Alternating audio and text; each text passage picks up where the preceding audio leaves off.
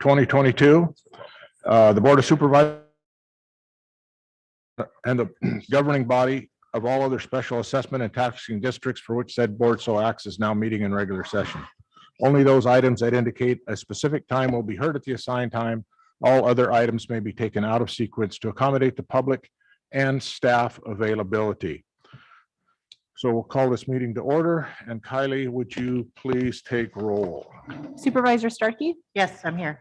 Supervisor Howard? Present. Supervisor Short? I'm here. Supervisor Maston? Here. Chair Hemmingson? And I am here.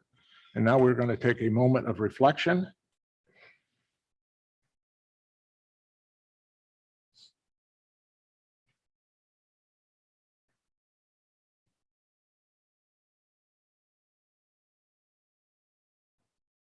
And now if you'll all please stand, Supervisor Starkey will lead us in the Pledge of Allegiance.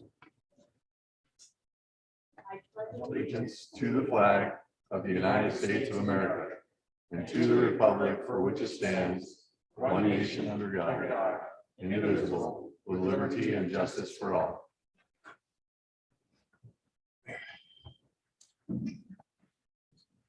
Introduction of new employees. None today, Chair. Thank you. County Council, actions from closed session. Nothing today, Chair. Right on. At this time, I would request any deletions, corrections, or additions from board members to the agenda. In order to add an item to the agenda, the matter must have come to the attention of the county subsequent to the posting of the agenda, and the matter requires action before the next regular meeting of the Board of Supervisors. Are there any items? Seeing none, we will move on to brief reports from county supervisors, and we're going to start with Supervisor Maston.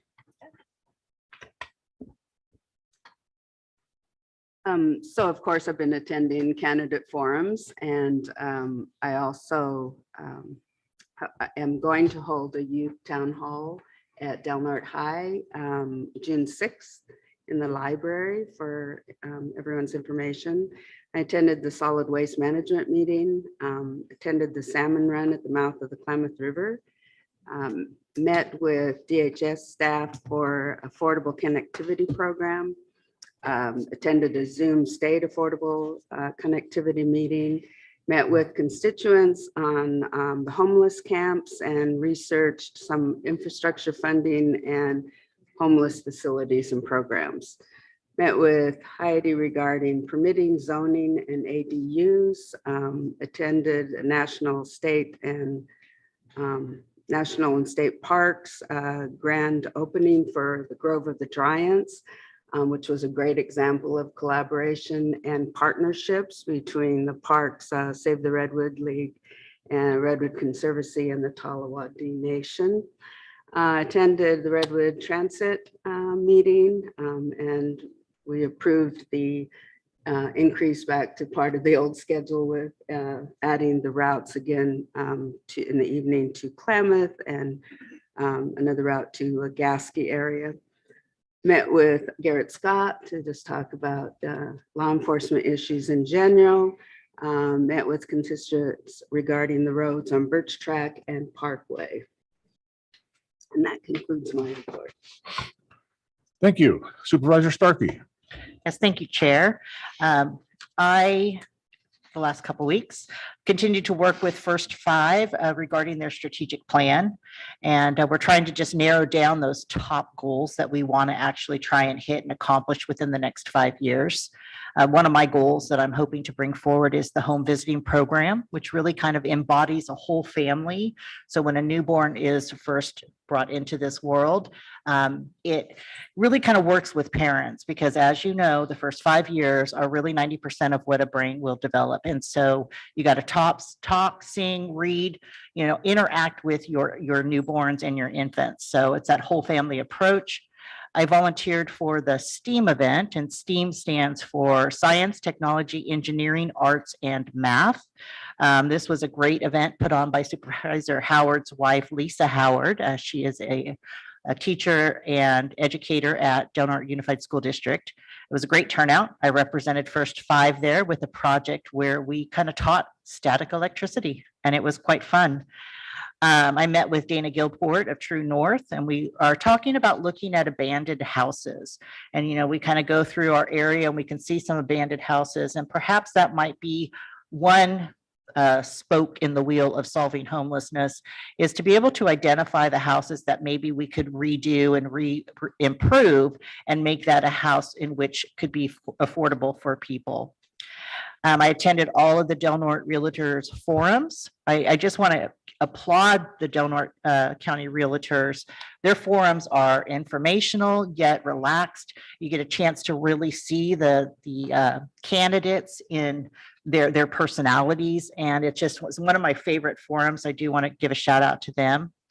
I continued to put in some work at Animal Services. Not only am I just monitoring things, I'm actually working out there on occasion, cleaning kennels, which is, I find it to be kind of relaxing, to be completely honest. But I want to report that we have a recent hire of an animal control supervisor, Brittany Platt. Big shout out to her. And we have a new animal control officer. Her name's Billy Joe, and she's great. I've been working with her a little bit. And I believe we have one more animal control officer that's going to be starting soon, as well as a part-time kennel attendant who will be taking my job, which is totally okay with me. As much as I say it's relaxing, I don't really love it that much. So I just want to take a moment to express my appreciation for all the volunteers that work out there at the dog pound. Animal Control Services is the fancy name. I mean, without those volunteers, we would have an abundance of dogs that we had no place to put them.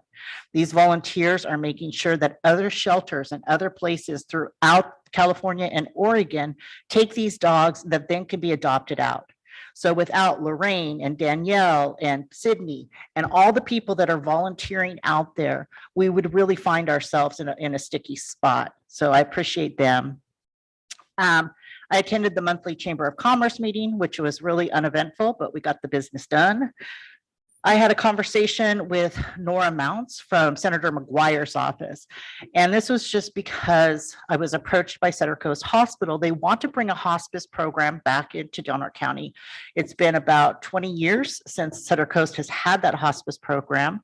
We do have palliative care, and I don't think I'm saying that right. But we definitely need a hospice program. And I am particularly anxious and on board with this because when Supervisor Berkowitz was at the end of life, it became very, very difficult for us to figure out, or for his family to figure out how to provide him with comfort care. And so it's something that's extremely important to me. Nora from Senator McGuire's office was able to find out that there is a moratorium on getting hospice licenses. However, she found a way in which we can ask for an exception. So I had breakfast yesterday with Mitch Hanna, the CEO of Cedar Coast, and Ellie Popditch. And we talked about the hospice program and what the board can do to help them get that through. So I know I'm going to write a personal letter asking for the Department of Public Health to reconsider the licensing. And I was going to hope to bring something back before the board to see if we couldn't support that fully as well. And then my final thing is I'm continuing to work with the 4th of July planning. It is one of my favorite things to do throughout the whole year. This community is incredibly generous. The event is typically paid by funding resources such as the deck party, which happens on July 3rd. The deck party generates enough revenue to pay for the fireworks, and fireworks are not cheap. They're about $30,000 for a 15-minute show in the fog, but we are going to do it again this year. So the deck party does that, but then how we put on the rest of the event is through sponsorships, through businesses. Now, we set a goal for ourselves that we wanted to beat last year's goal, and last year's goal was the highest that we've ever done. I'm here to say that we've already beat last year's goal, and we still have a month to go. So we are very excited. We are collecting raffle items. Our 4th of July is really the best event and the best 4th of July event in all of California. And I will fight anybody who says otherwise. That's my report. Thank you. Supervisor Short. Not going to advocate for any violence down here. I don't know. Thank you, Mr. Chairman. Since our last meeting, I attended the Solid Waste Management Authority meeting. Attended multiple candidate forums, and I'd like to echo what Supervisor Starkey said about the realtors forums. They were fun. Like you say, you got to see the personalities of the candidates. their little rebuttal paddles that the candidates got to throw up when they had things to say. It was a lot of fun. It was a lot of fun to watch. It was very well organized.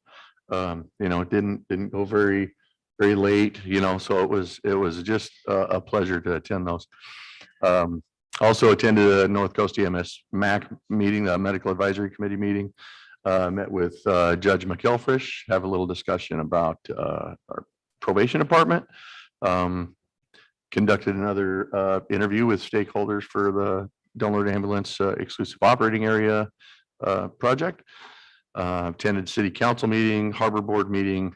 Also, as with Supervisor Maston, I attended the Grove of Titans luncheon. And that was a very nice event. Kicking off the building of the trail around the Grove of Titans. We attended the annual Firefighters dinner where we said our relative farewells to Chief Gillespie from Crescent City Fire and Rescue. He is going to hang up his hat and retire in a couple of weeks. And we also welcomed Kevin Carey, our new fire chief, who just started yesterday. So they'll be working together, so make a smooth transition there for Crescent City Fire and Rescue. Fielded a large number of emails having to do with jail, sheriff's department operations, Del Norte Ambulance, the Dune plant that was commented on last meeting. The library district, operations at the transfer station, Fort Dick Dogs, and others. And lastly, last evening, we attended as Supervisor Maston said, Redwood Coast Transit Authority meeting, where probably as she mentioned, the most remarkable thing was getting the summertime routes back up, where you'll have your third route going to Gasky during the day and a third going to Klamath and Arcata. So the ridership is coming up for the summer. So it's good to see those routes being added. And for me, that is all, Mr. Chairman. Thank you, Supervisor. Supervisor Howard. Yes, thank you, Mr. Chairman. I am super happy that Supervisor Starkey brought up this situation with hospice. I literally had no clue how bad it was here in Del Norte County to have that care and not have it available. I ended up through randomly the door walking process that you go through when you're campaigning, running into somebody that's been trying to do this here for 2 years. And it was difficult to listen to this story about the rigmarole that she was put through to establish a hospice program here. And I absolutely 100% not only believe it's necessary, but the struggle she went through, more specifically with the state moratorium, appealing to our senator's office, appealing to our assemblyman's office, only to continue to get turned away, and eventually being forthright enough and hardworking enough to find the exemption necessary to get her business started here in Del Norte. It shouldn't have taken 2 years. And this is the issue that we deal with here in rural California, more specifically in Del Norte County, where generally with the state, one size fits all approach doesn't necessarily work for Del Norte County. In this case, a state moratorium that essentially took action for larger cities where this was taken advantage of, in some cases where there was 80 hospice care businesses run out of one address. I mean, that's what put the brakes on it. But I'm glad at least this individual is forthright enough to drive forward and get it taken care of. And Supervisor Starkey, I know this is the first time we're discussing this, but more than happy to work on this with you because there's 100% need for this here in our area. As Supervisor Maston and Supervisor Short mentioned, the ribbon cutting and grand opening for Grove of the Titans. This is going to be one heck of a draw for Del Norte County. We've always had incredible places here to draw community members in, but the interesting piece of this is that it's now national. It's getting exposure in the LA Times, New York Times, San Francisco Chronicle. what it's going to result in is an amazing amount of traffic and conversation that we as board members are gonna eventually have to deal with constituents on Douglas Park, and more importantly, our park partners that have to manage for this mass drive of population or area to see this majesty we call home. So it'll be an interesting discussion as things move forward, but I know as Supervisor Hemmingson and I recall, this is not a new topic, and with 7,000 to 12,000 cars per month driving on Howland Hill Road on a one-lane old wagon trail, that could be a particular problem. So how to deal with it and still bring the majesty of our redwoods to tourists visiting our community and leaving their dollars here is going to be incredibly important. So we'll see how that works out in future conversations, but I know they'll be approaching us as stated by Steve Metz and Victor Blanchek with State Parks. Fielding an amazing number of calls. I have to thank Renee Shanley Hutzel for saying to call the Board of Supervisor with all the tar balls in the Smith River. But I think this is a good outlet. And if I can help field calls to identify locations where the tar from the Highway 199 spill went to, this is a good way. Unfortunately, we had a situation, or fortunately, depending on how you look at it, high flows generated a lot of movement of those tar balls downstream in the Smith, and they're winding up everywhere. We've seen them some 10 miles downstream now in various quantities, and in the heat, those things will actually get sticky again and adhere to vegetation, brush, sticks, rocks. So we've been working with Senator McGuire's office. We've been working with Caltrans to put pressure on the contractors to that spill to get them out there and get this job done. The waters are receding now, and it's not too late to get every bit of this material picked up and off our rivers. As mentioned, been attending a lot of town hall meetings. And again, special thanks to the realtors, Robin Hartvick, for all the effort they went to hold a great debate structure to see and ensure that everybody's opinions were placed out there as they run for this important county seat. Also want to thank John Roberts for also hosting a nice debate in Smith River. Had a meeting with Heidi Kungstel, Jim Barnes, who's our county engineer, and Kevin Malone of True North on some housing issues. We in our current draft housing plan, which is an annual review process that the county goes through, have identified a certain number of structures that need to be built in our community over the next 8 years. And the number is quite high, but it also breaks down the classifications of those structures based on income class. We know 47% of those structures in our community are going to have to be very low to low income housing. And so how do we get there when the majority of the housing currently being built in Delaware County, which is robust right now, is in the moderate to high income class? How do we then figure out how best and where to best position this lower to low income classification of housing, and where do the developers come from? Because if you talk to anybody, if you're building a house right now, if you're trying to just do a retro, you can't even get a contractor, and they're telling you 2 years out, right? So there's not even enough people to put nails in wood at this point. The interesting piece is that we need to bring attention to this. This is going to be part of our plan, and how to get there is going to take everybody's thoughts and words. Met with this city council, specifically Blake Enscore and Eric Weir, with our partners, Nick and Lisa Rail on the Performing Arts Facility. Hope to have them here sometime in early June to speak to the board about this project. Also, as Supervisor Starkey mentioned, was happy to attend the STEAM Fair. It was a wonderful community event, and it was good to see smiling kids' faces at the STEAM Fair. The crazy piece of this, these kids just didn't want to leave. And I saw several kids break down into tears and crying when mom was there for 2 hours with them, and they just didn't want to leave the door. But I'm happy it was successful, those kids that attended. Had a great meeting with Kathy Allen and her staff in Gasky for the annual review of the fire danger facing our community this coming year. NOAA Weather Service participates in that. CAL FIRE participates in that.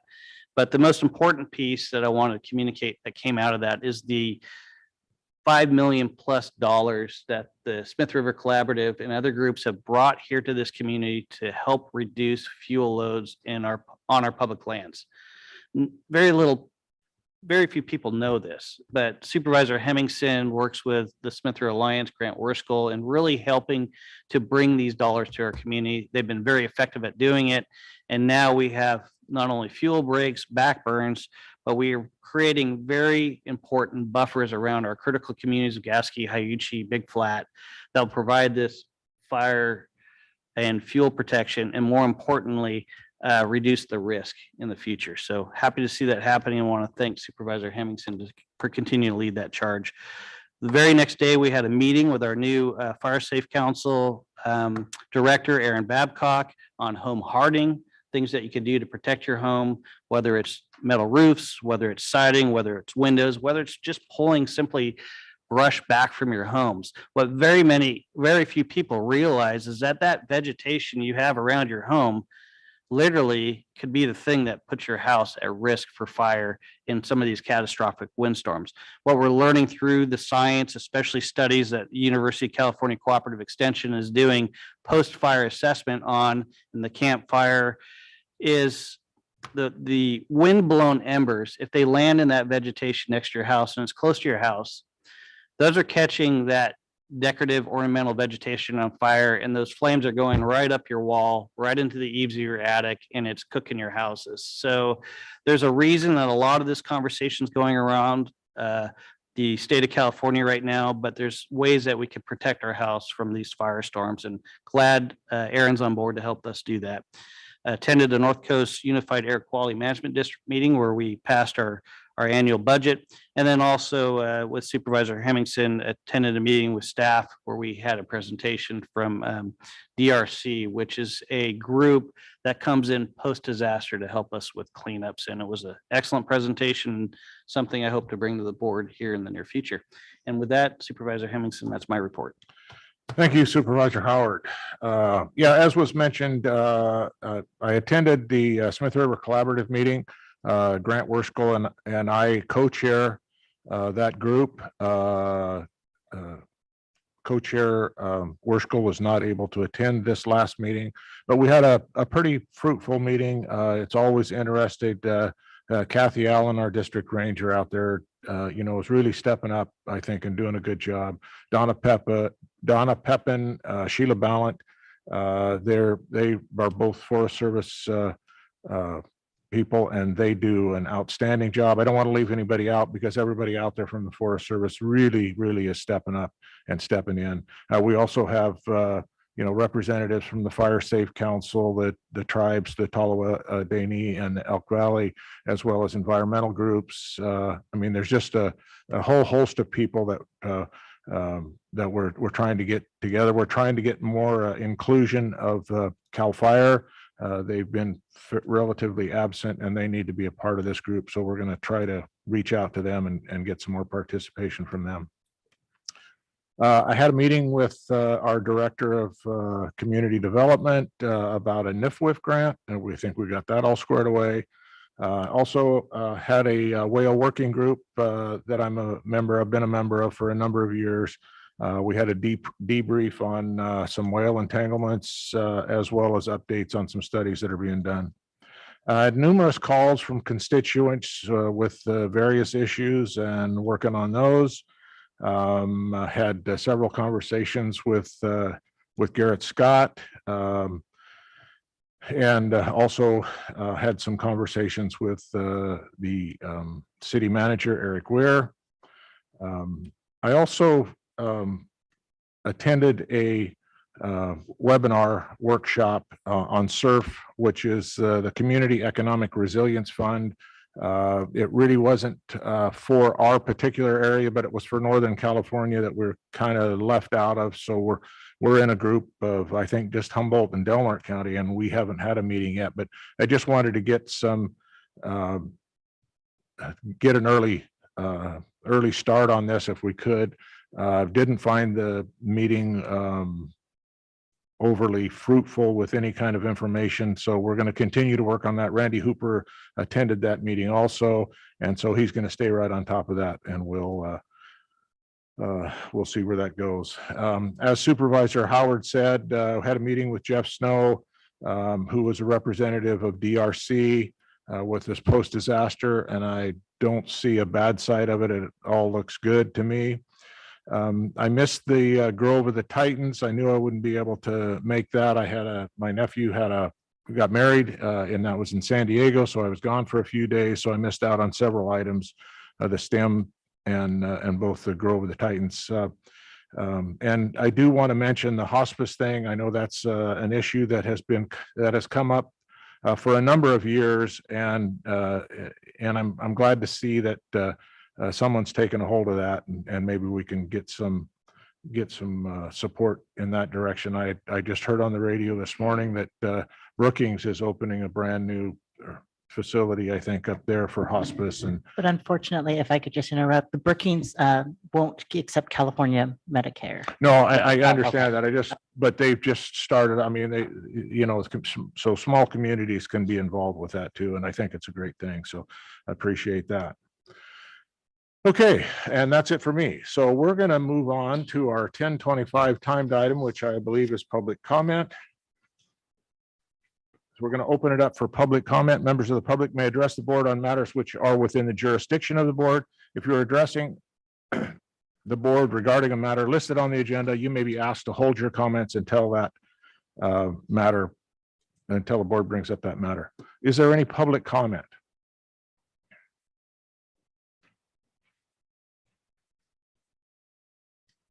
Morning. Good morning. My name's Crystal Berry. I am here to share my extreme disappointment at the lack of resolution of the situation with the dogs that killed over 20 cats in Fort Dick. This process has been dragged out over 5 full months, mostly due to our animal control director's lack of action and dishonesty about that lack of action. When we finally got a hearing date, only to have it canceled at the 11th hour after county council spoke to the dog owner, our community was understandably upset. So a board member suggested that I ask county council to call me in order to discern what had happened. What followed was an intensely unpleasant conversation in which county council displayed disdain for our community situation, attempting to place blame for our pets' deaths on cat owners for allowing them to be on our porches on private property.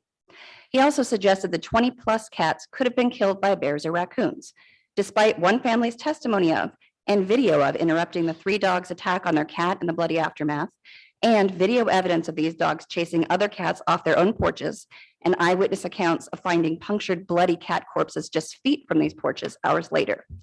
No evidence of the presence of bears or raccoons in this incident even exists.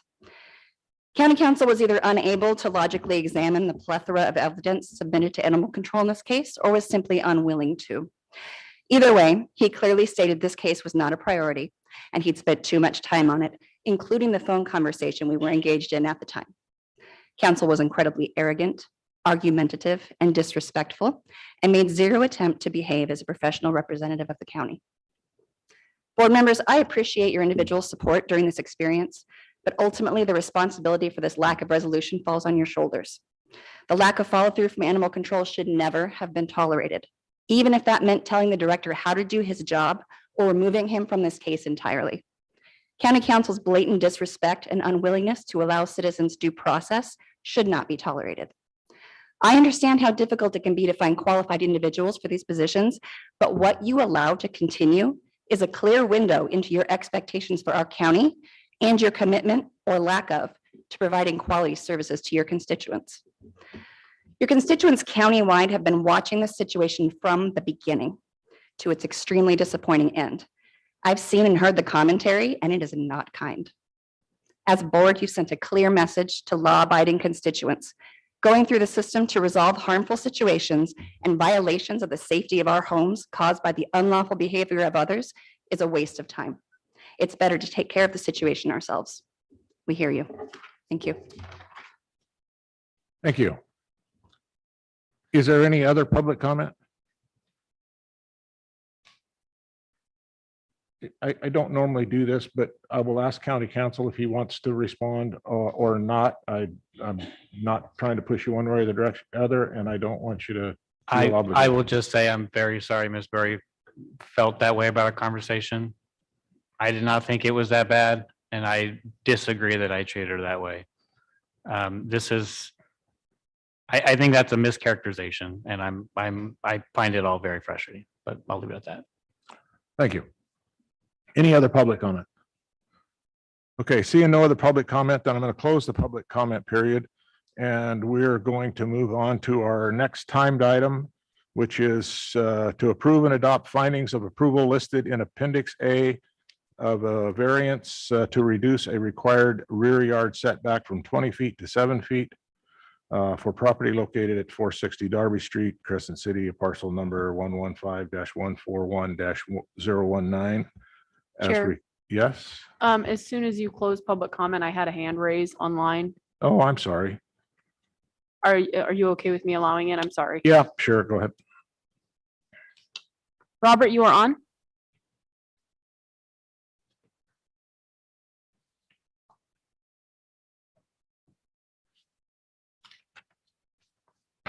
Robert, can you hear me? His mic's unmuted, but he's not talking. I'm going to assume it was a mistake, Chair. I'm sorry. Okay. All right, so we're going to move on to the 10:30 timed item from the planner of the community development. Is there anybody that was going to speak to this, or are we just? Morning, Board. Morning. My name is Jacob Sedgley, planner with the Planning Division of the Community Development Department. So Robin and Derek Campbell have requested a variance for a non-conforming rear setback for an existing residence located at 460 Darby Street. A recent survey identified that their home extended 4.5 feet across the north property line onto 440 Darby Street. Additionally, the existing sewer line for the residence on 460 Darby Street crossed onto the parcel on the north property line, presently owned by Bridget Sutton. On April 6, 2022, the Del Norte County Planning Commission approved a boundary adjustment to help to rectify the situation by moving the property line in question 11.5 feet to the north, resulting in a 24-foot setback from the Sutton residence and a 7-foot setback from the Campbell residence. The plot plan provided by the applicant indicates that the distance between the two residences is 31 feet, making it impossible for both structures to meet the required 20-foot setback. There are several factors that have to be considered when identifying the process to follow to resolve such a situation as this. So two options were considered. First one was a use permit to establish the structure as legal non-conforming with regard to its location, which staff was unable to make that determination. So we moved to the next one, which was a variance for the rear yard setback. Staff analyzed each option in the board report and the staff report that have been provided to you today. In the end, staff found that the only option to resolve this issue was the granting of a variance, and we found that it did meet the circumstances required for a variance to be granted. So I'm here today to answer any questions you have. So yeah, thank you. Questions from board members?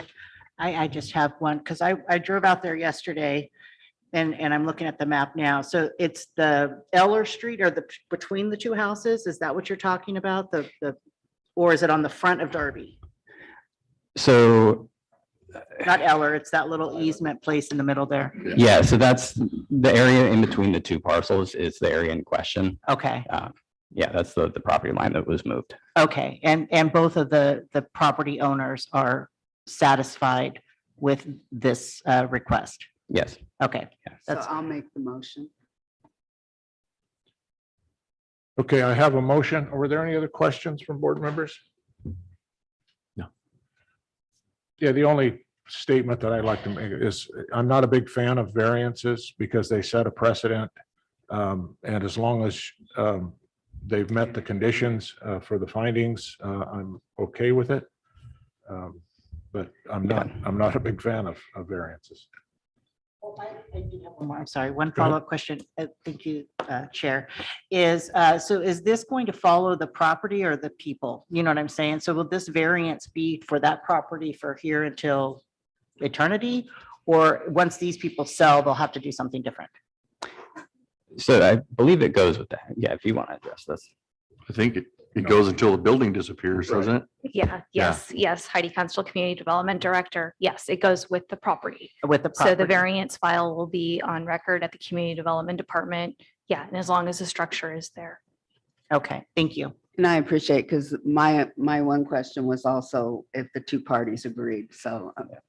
Thank you for that. Yeah, they both had to sign off on the application. And then additionally, to address the dislike for variances, I'm not a big fan of variances either.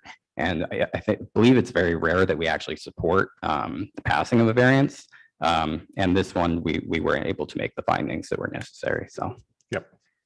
And if I recall correctly, I don't think since I've been on the board that we've approved a variance. I could be wrong. But I know that they're not, maybe one. I know they're. Yeah, most of the time we look for a legal non-conforming. Right. You know, we weren't able to do that for this one, so Some other way. Okay, I have a motion and I'm looking for a second. I'll second. Do you need the motion stated, Chair? Or is that? I already read it. so, Okay, good to go. I'm assuming that's okay. Kylie, you're good with that? Yeah. Okay, thanks. Is there any public comment on this item? Okay, seeing no public comment, bring it back for further conversation. Kylie, please pull the vote. Supervisor Starkey, Yes. Supervisor Howard, Yes. Supervisor Short, Yes. Supervisor Maston, Yes. Chair Hemmingson. Yes. Okay, we're going to move back to the consent agenda.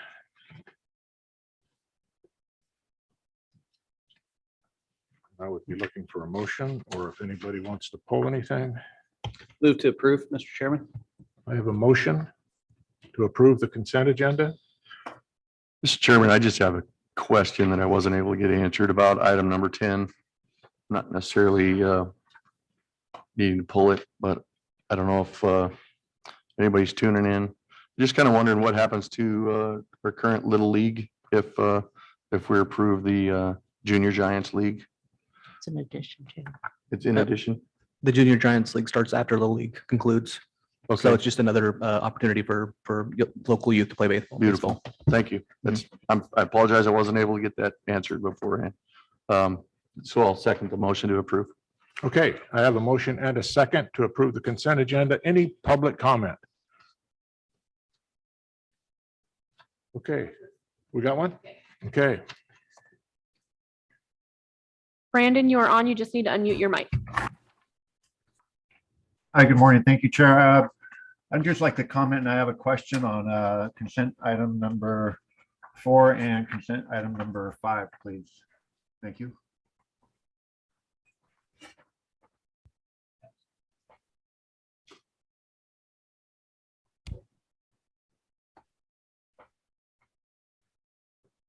Still there, Brandon? Did we lose him? do we lose you, Brandon? We're waiting for your comment. I'm sorry, can you hear me? Yeah, Hello? can hear you now. I apologize for the delay. Thank you, Chairman. I was just, I had a comment and question. I was going to please request that consent items number 4 and number 5 be pulled. Thank you. Okay, thank you. Any other public comment, Kylie? No, Chair. Okay, seeing no more public comment, then we'll bring it back to the board. Questions, comments? Kylie, please pull the vote. Supervisor Starkey, Yes. Supervisor Maston, Yes. Supervisor Short, Yes. Supervisor Howard, Yes. Chair Hemmingson. Yes. Okay, let's move on to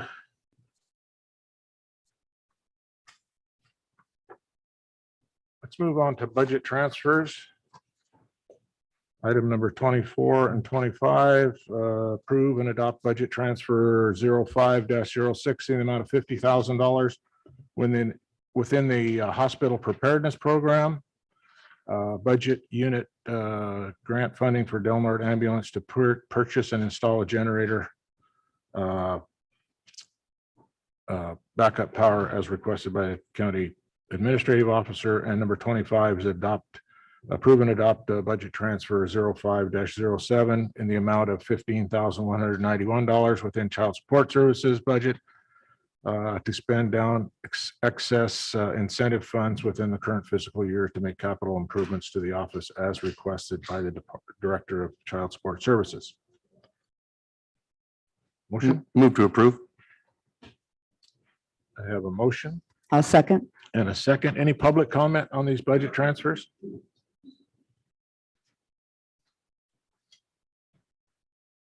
Seeing no public comment, and we'll bring it back to the board. Kylie, would you please poll the roll? Supervisor Howard, Yes. Supervisor Starkey, Yes. Supervisor Maston, Yes. Supervisor Short, Yes. Chair Hemmingson. Yes. Okay, we're going to go back to our 10:40 timed item, which is a presentation by a well path. David?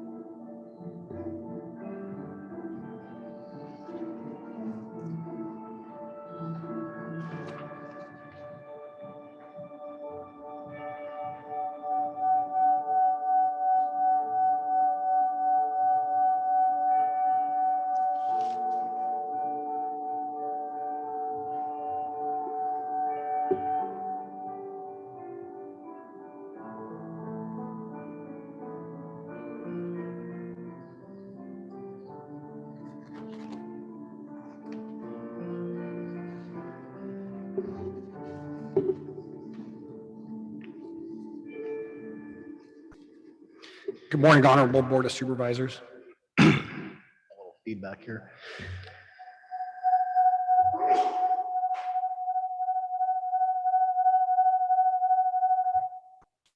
Let's try that again. Good morning, honorable members of the Board of Supervisors.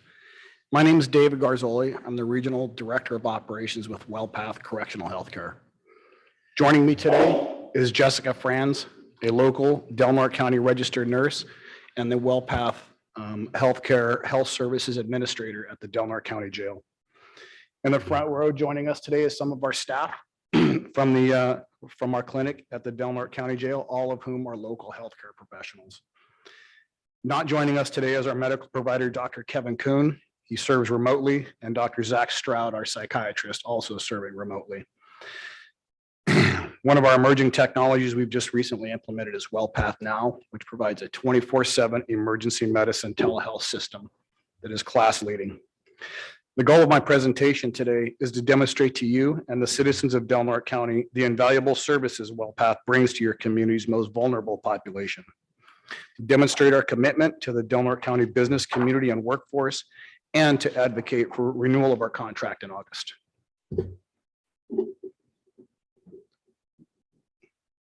PowerPoint's going.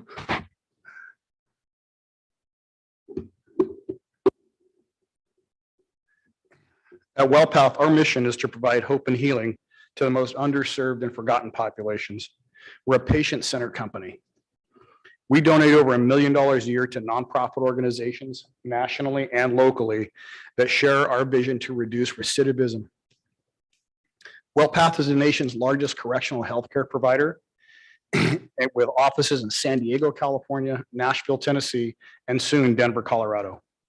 Our local government division is the division that the Del Norte County Jail Clinic falls in, and is one of 348 facilities in the local government division where we treat just under 102,000 patients.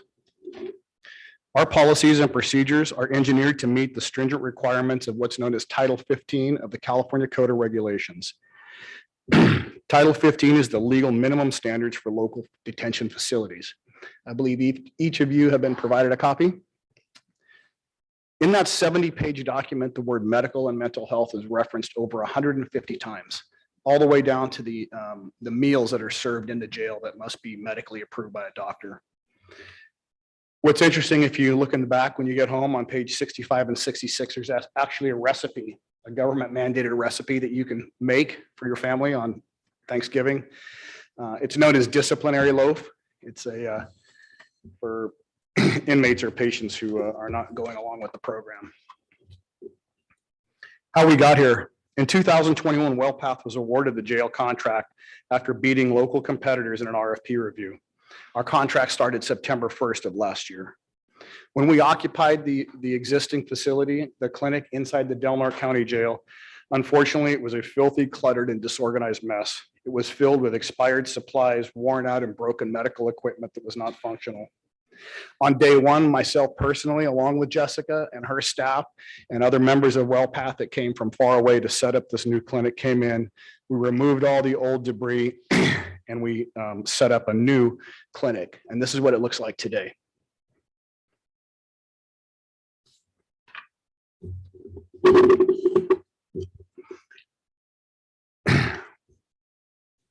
WellPath has a positive local impact. Our contributions to Del Norte County include providing local Del Norte County residents with good paying jobs with benefits. We also support many local businesses.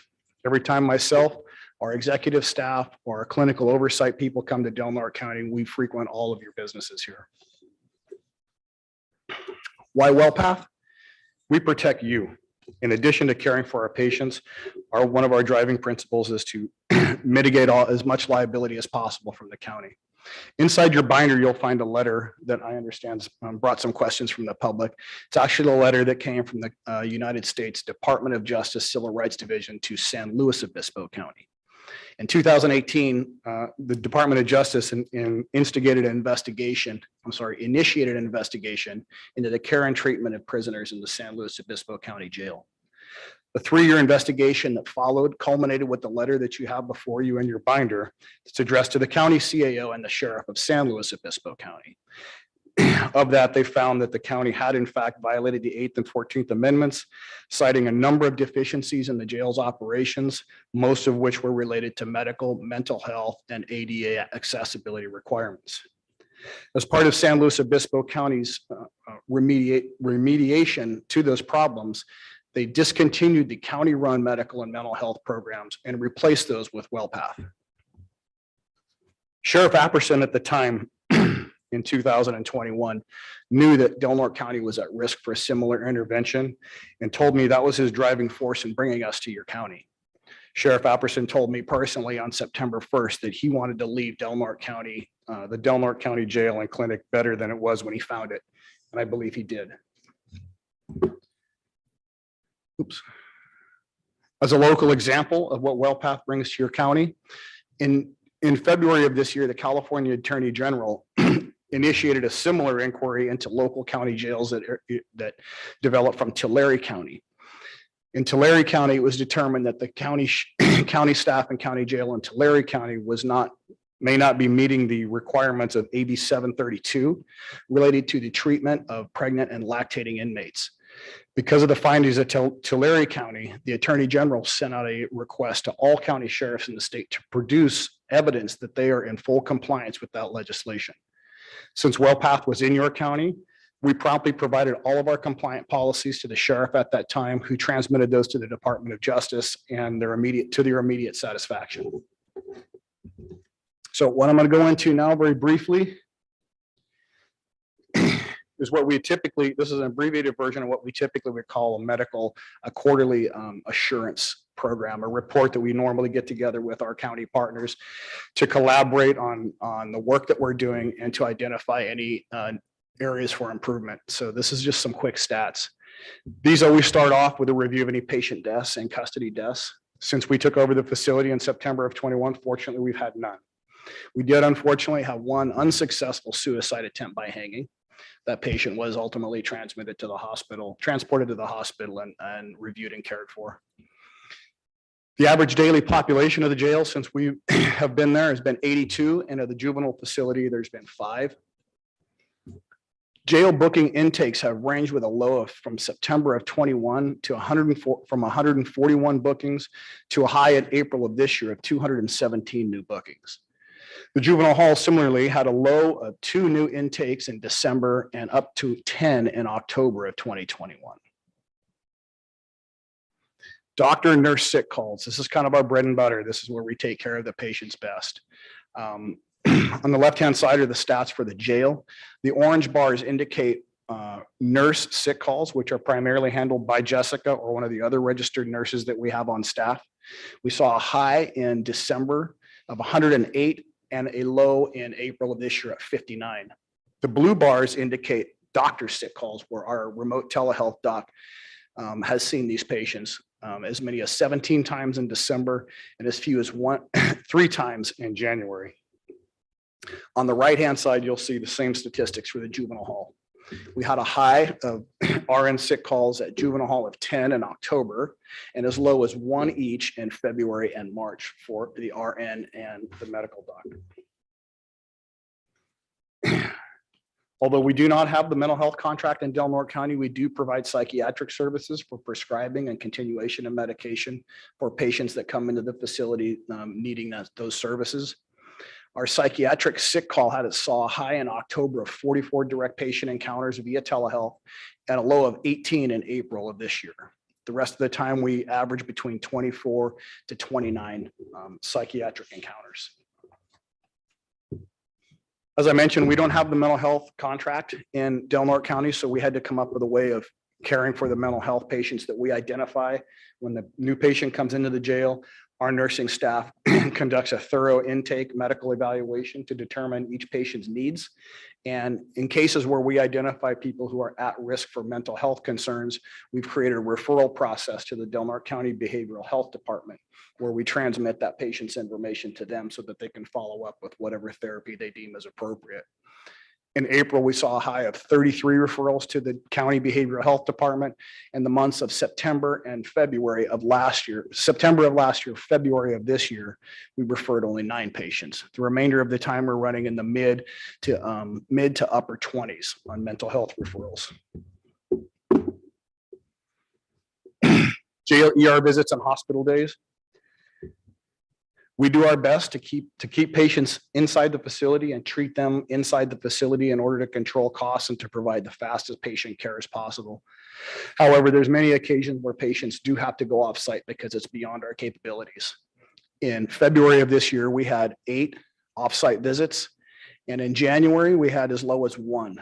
The orange bars indicate patients that have gone to the ER and were admitted. During this reporting period, one of those admissions was for COVID-related pneumonia.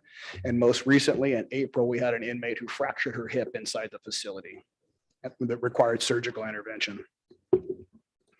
Other services that we don't provide, but we do coordinate and deal with locally include dental, radiology, oral surgery, and OBGYN services.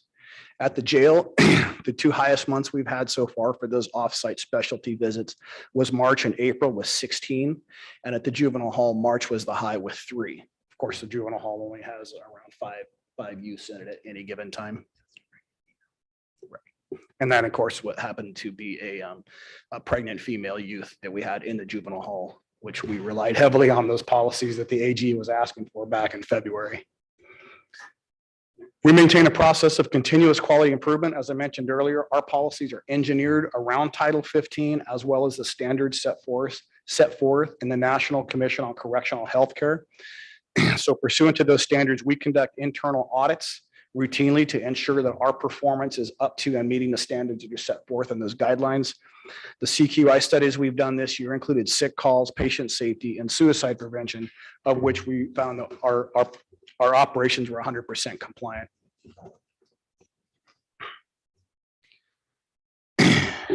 Therefore, there but for the grace of God go I. In 2021, Del Norte County did the right thing by contracting with WellPath to care for an otherwise forgotten population. A population any of us here could join. It could be an extra one last beer at a Sunday barbecue, a glass of wine at following a business meeting, or unfortunately, as we've seen lately, simply filing incorrectly to run for public office. Should I ever find myself in the Del Norte County Jail or any other jail in California, I certainly hope that WellPath nurses and doctors are there to care for me, and I bet that you would too. Thank you for your time today. Thank you. Questions from board members? I have a couple. Supervisor Starkey, please. Thank you for your presentation. I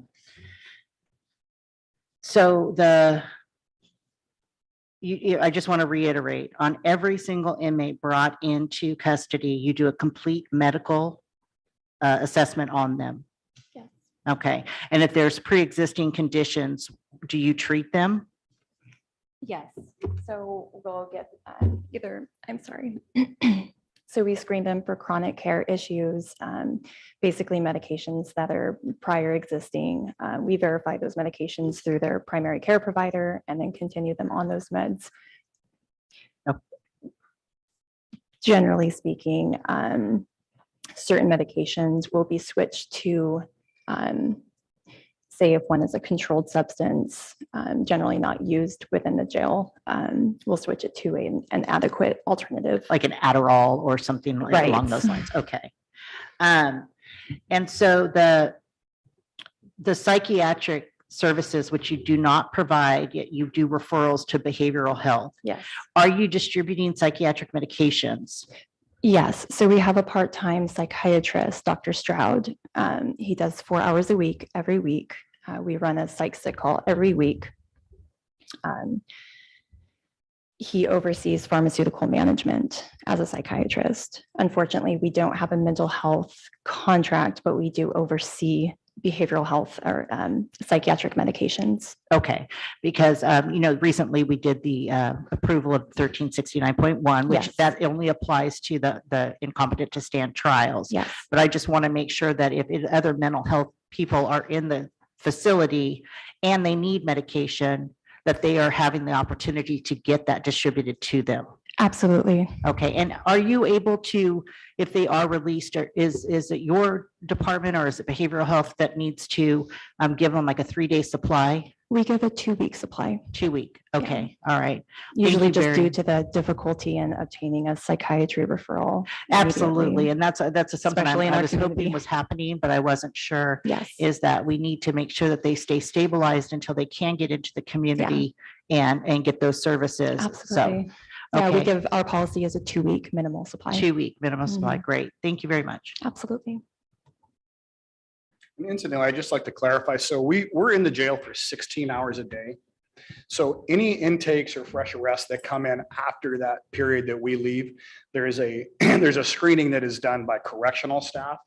And what's supposed to happen is at the conclusion of that screening, correctional staff calls one of our RNs to review the findings of their questionnaire. And at that point, Jessica or one of the other registered nurses that is on call will advise custody as to whether or not that person should be taken to the emergency room for medical clearance prior to being housed. Because assuming some of you may be aware, Mr. Short, that once they're considered booked into the Del Norte County Jail, the county becomes responsible for their medical bills essentially. So we try to screen those out. So for example, if CHP shows up or Fish and Game or Crescent City PD shows up with a patient that we believe through our screening process and through medical review of our staff that person may not be safe to bring into the facility, that arresting officer would be essentially turned around at the door and sent back to the emergency room to have a full ER workup done. And then they come back with what we sometimes refer to as a golden ticket, essentially documentation from the local provider at that time that person is safe to house inside the facility. And do you find that there is a collaboration with our ER? If you do send them out and say that it needs to be a golden ticket, they need a golden ticket to get in.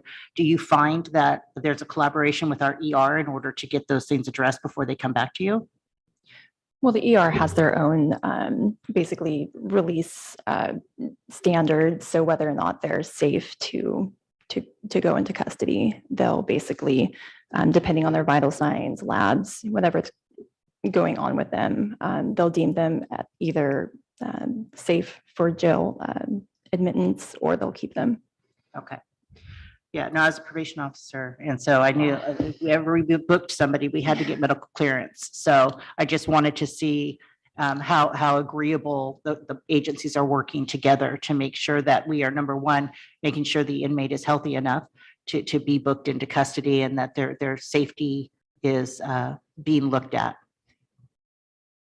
Absolutely. Thank you for that. Chris? You mentioned a couple times that you're not contracted to do mental health type services for the county. Is that going to be part of a proposal that you're submitting, or how's that coming forward for the board to consider? It's really not. I presented Neil yesterday with an offer to renew our contract for another year at the same service level that we have now.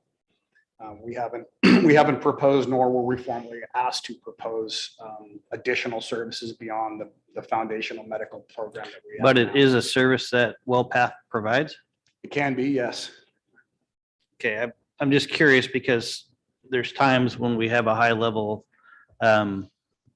ISTs in the jail, Yes. right? And most recently, I think the last count was 9 waiting to be transferred out of the community. So it seems to be one of those services that if we're not providing service in there, we should consider. So I'm not sure if how we would approach this as a board, but I'd certainly like to know the nuances if this is best provided by the county and behavioral health and mental health, or if it's best provided by a contractor like WellPath. Question.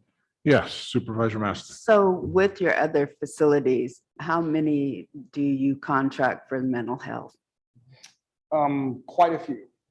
Mental health, we have a very, very robust mental health program and division that deals with nothing but mental health situations in correctional facilities. So are those on site or are those It's a combination depending on staffing. So a lot of this stuff We come into these, especially smaller rural counties like this, very, very cautiously.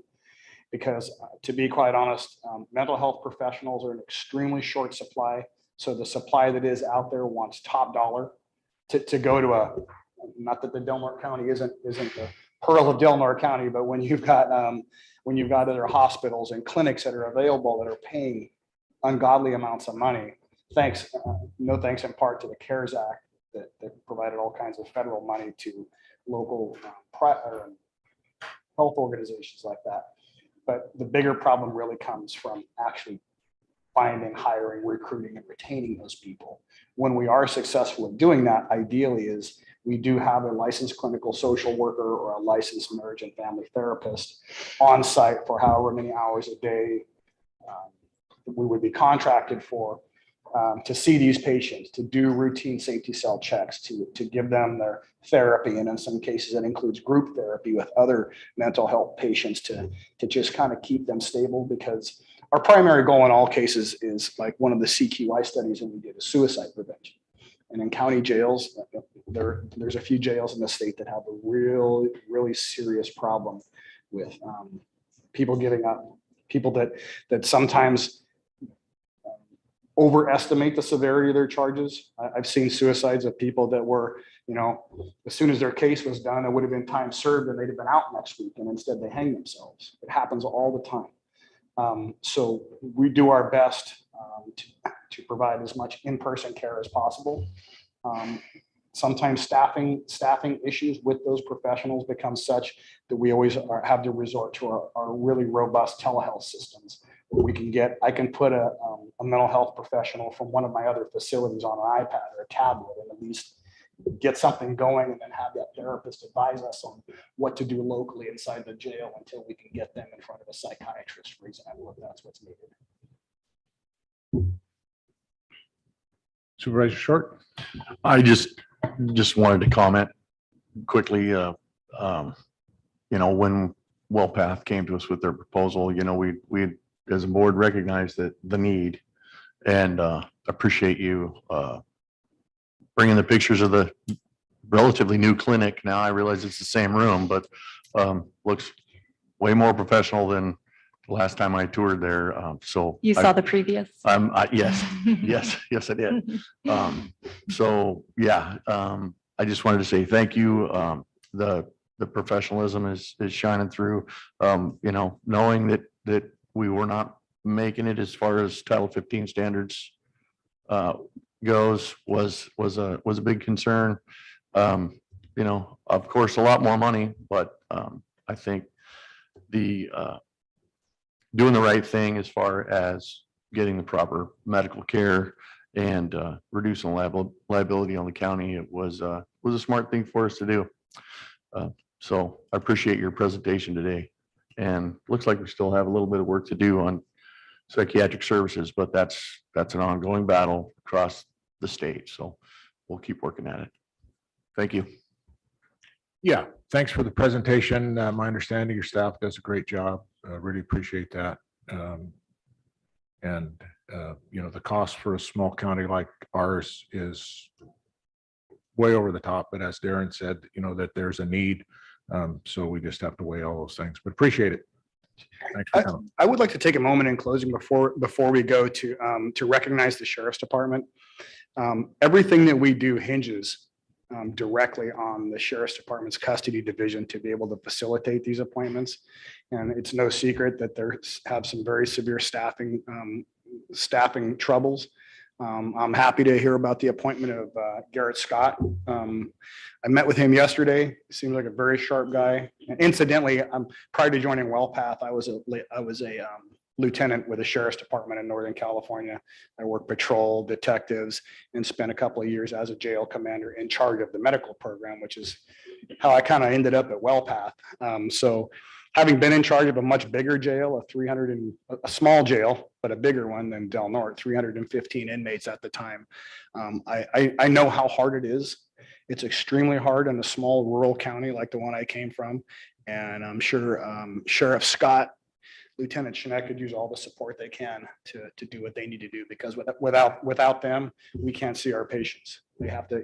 That's one of the challenges with the mental health is. If we were to have the mental health contract, just we would suffer the same problems that your county behavioral health has when they come to the jail to treat these patients. You have to realize that we can't treat people cell side because of HIPAA. And the same thing goes for mental health. So anytime there's a need to see either one of our healthcare professionals or a mental health professional, a correctional officer, a dedicated correctional officer to go get that inmate and essentially bring him to his doctor's appointment. And oftentimes it's a struggle. So your county mental health people are oftentimes waiting hours because there's only one correctional officer to bring them to a medical appointment. And then they need to go back and bring somebody to a mental health appointment.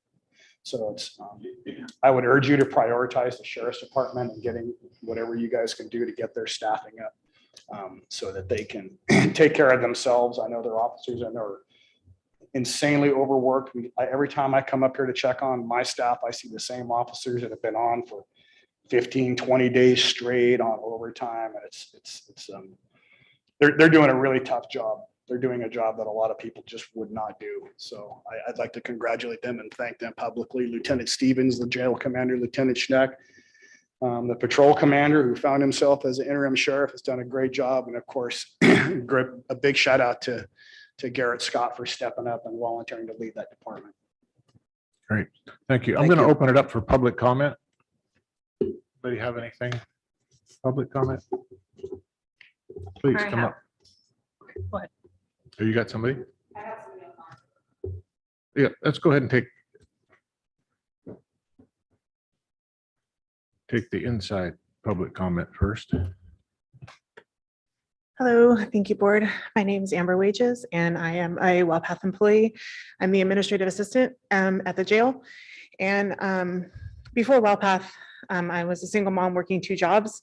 I'm also a foster parent. I have 5 teenage girls in my house, ranging from the ages of 15 to 17. And one of them is my biological daughter. I absolutely love working for WellPath. This company is the most amazing company I've ever worked for. They provided me with a living wage so that I could take care of my kids. Jessica is the most amazing boss. She makes it so that if I have to come in at 6 in the morning so I can be off by 10 to take my kids to doctor's appointments or to school to do what I need to do as a parent, she is there for me 100%. I have had the pleasure of working with the Delaware County Sheriff's Office for since day one. And the officers there are the most amazing people. I use that word not lightly because they are amazing. They are overworked, as Dave said, and they are working on overtime sometimes for, like he said, 15, 20 days straight. But those guys show up for us every single day, and those ladies do too.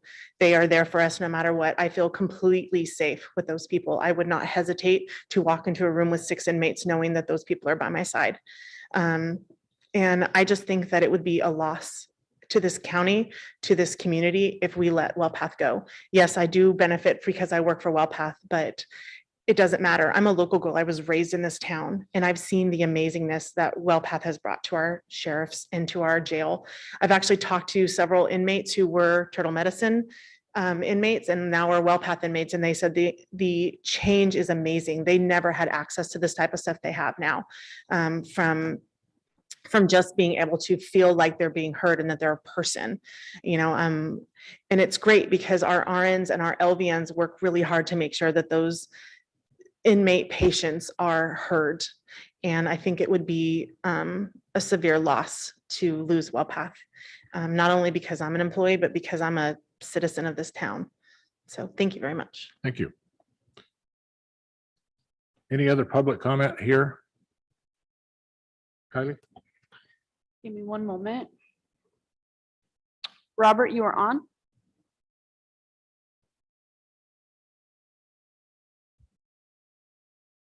Robert Dorigo.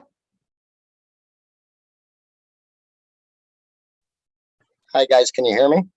Yep. Okay. We all saw what happened with the jail cell, but we just haven't seen, I see a lot of looking forward here.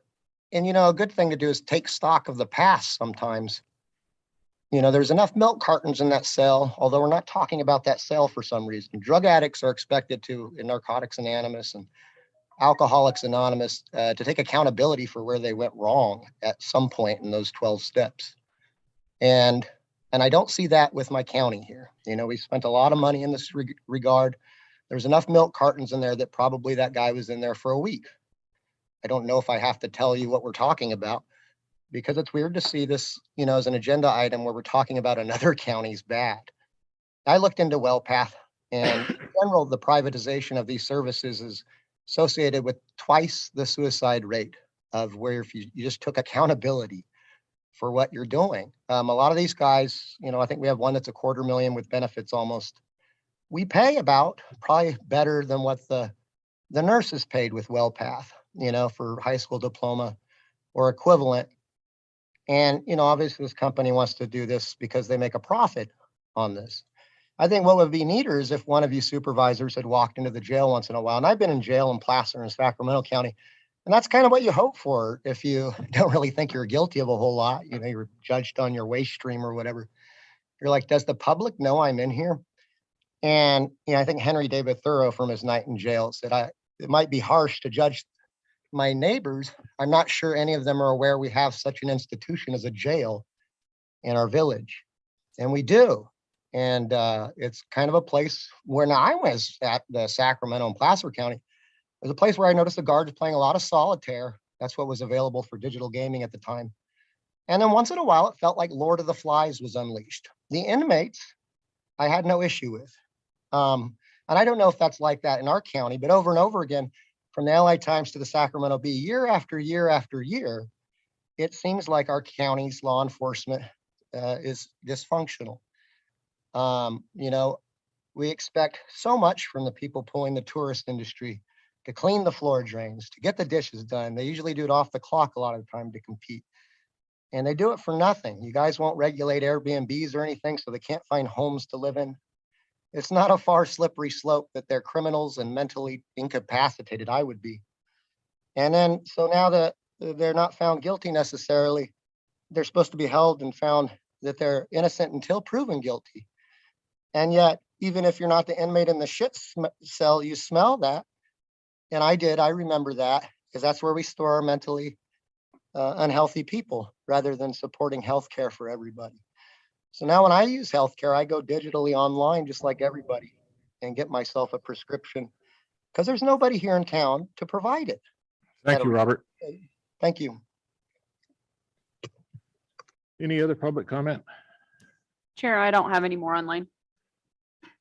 Okay. Sure. Yep. Chris, go ahead.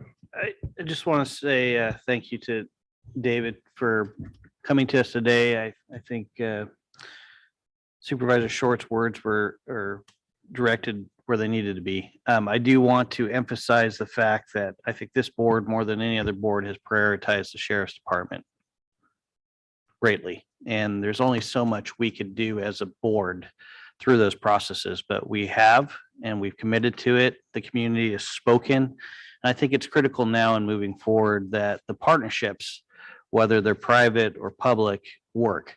And so we want to ensure that happens. And we appreciate you being on board for part of that private and public partnership. Thank you. Okay, thank you.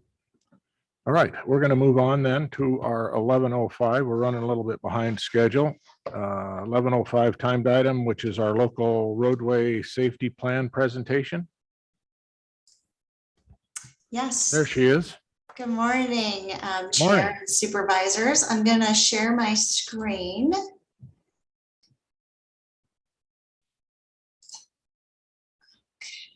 let's see if that works. Did it not go? Okay, can you guys see my screen now? We can. All right. Thank you all for allowing me to present on the County of Del Norte's local roadway safety plan. My name is Catherine Kleinschmidt, and it was my pleasure to work with your county on the development of this plan.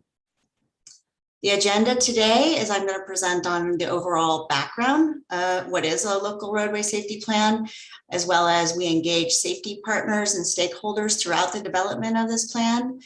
We did a data-driven analysis into your collisions in the past 10 years.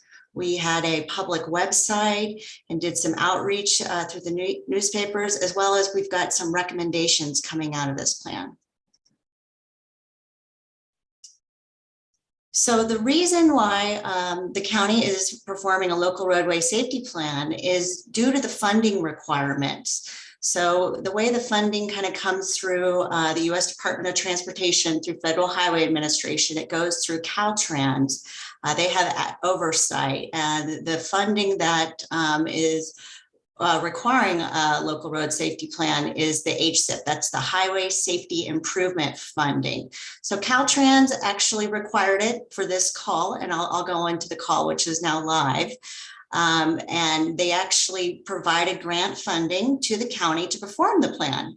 So that's the reason we're presenting the plan to you today for adoption, is because that is now a requirement for the county to go after Highway Safety Improvement Program funding. And right here is a process wheel for an LRSP.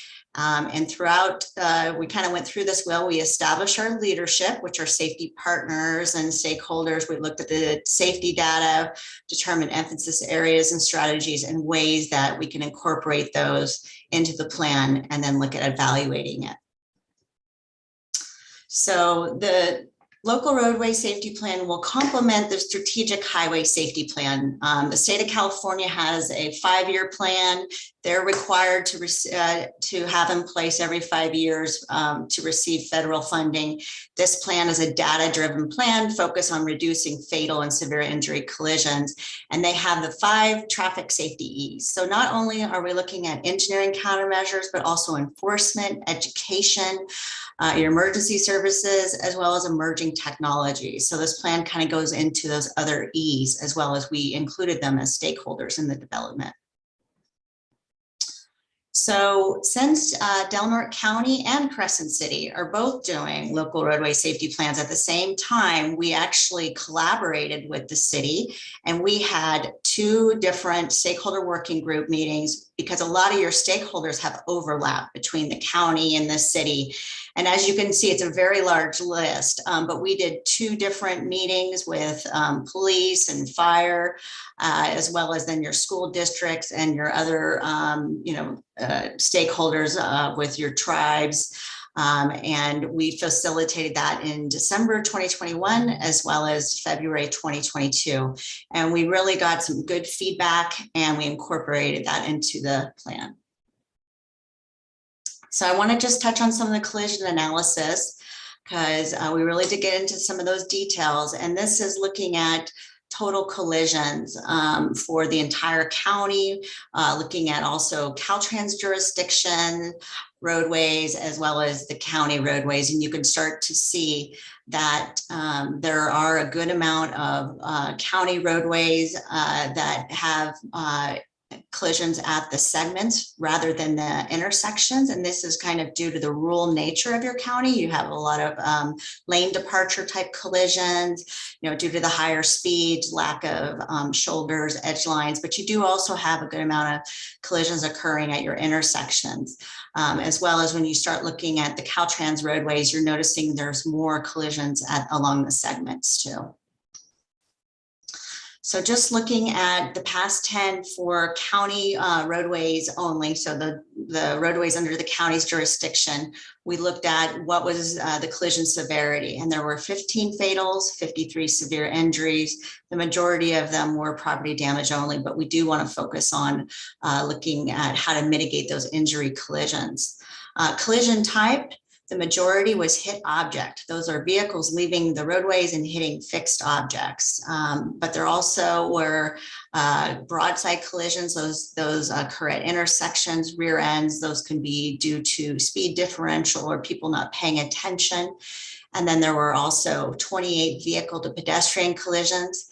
And then I'll get into the bicycle collisions coming up, since they're classified as a vehicle in the California Vehicle Code. They kind of also go into this mix here.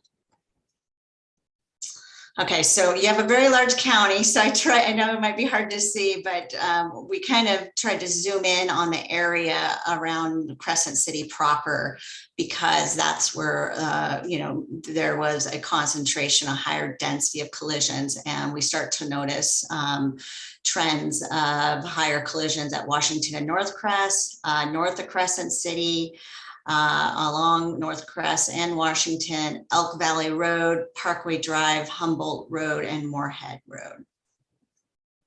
As well as we've mapped these fatal and severe injury collisions. And again, they're located more or less around Crescent City proper, and then north of that, but also there's a concentration down here in Klamath area. And when we start to look at what was a common, occurrence with those, it was more or less a motor vehicle was involved with the object collision. So a lot of those higher severe injury type collisions were with vehicles leaving the roadway, but there's also vehicle to bicycles, 8 there, vehicle to pedestrians, and then other motor vehicle. The pedestrian collisions with vehicles, we did look at that. Again, this is just for the county roadways. 31 of those occurred, and we started to look at where those were occurring. Washington has a concentration there around North Crest, as well as Elk Valley Road over here. So we started to map them to understand what was a reoccurring thing, and many of them were occurring in the road on the shoulder, or they were what was happening at the time, they were crossing and not the roadway, but not in a crosswalk. So we need to look at those further and evaluate countermeasures. As well as looking at your bicycle to vehicle collisions. There were 53 in the county on the roadways there. Again, more or less around the Crescent City proper, Washington, North Crest, Elk Valley. And we start looking at what was the common theme there, and they were broadside collisions, which typically happen at the intersections. Looking at the top violation category, improper turning, and the majority of those were hit object. So people are turning and improperly leaving the roadway, and unfortunately having a collision. There was also about 15% of DUI collisions, and those are only mitigated typically through enforcement. So it's always important to have other E's involved in improving road safety. We did have a public website, which we did a survey. We had an interactive map, and we did coordinate stuff within Crescent City, with Crescent City, as well as comments left on Caltrans roadway. We coordinated with them as well. We had a survey, and we even did a public workshop on the 15th, virtual public workshop, and getting feedback to incorporate in the plan. I'm just going to kind of go over just some quick results from those public comments we've received. They're all included in the document too, in the appendix. But top suggestions from the public was to evaluate the speed limit or look at speed mitigation measures, install or upgrade pedestrian facilities, improve pavement quality, look at how to improve the signage, and install bike lanes and accommodations. We did also ask what was the public identified roadway issues with the survey, and top was lack of infrastructure. So more, they would like to have more sidewalk, bike lanes, crosswalks, turn lanes, as well as the intersections. They want more focus on that and speeding. Areas where we had a lot of comments: Elk Valley Road, including the intersection with Parkway, South Red Haight Drive near the Smith River community, along Humboldt, west of Crescent City, and then along Butte Street. We had one community member leave a lot of comments on that roadway. So I'm going to go over some of the priority locations and then some of the countermeasures. Since this is a requirement for highway safety improvement funding, the countermeasures are the ones that feed into that grant funding.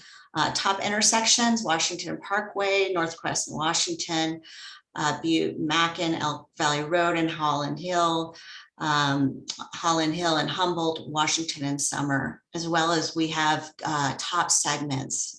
So these are roadway segments along Elk Valley Road, Kings Valley Road, Summer Lane, Ocean View, the other side of Elk Valley Road, Washington Boulevard, Fred Haight, Low Divide Road, which I know is a gravel road, Lake Earl Drive, and North Crest Drive. Just getting into the countermeasures, I'm just going to hit some with the PowerPoint. All of them are included. And this is just kind of like a menu of ways the county can improve safety.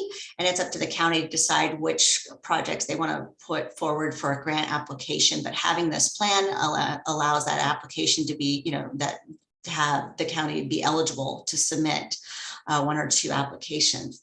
But some of the countermeasures are install, upgrade larger stop signs to the intersections here, and regulatory signs. We did look at the county roadways interface with Caltrans roads. So those are the ones that started popping, 199 and Elk Valley Cross, or 101 and Elk Valley Cross.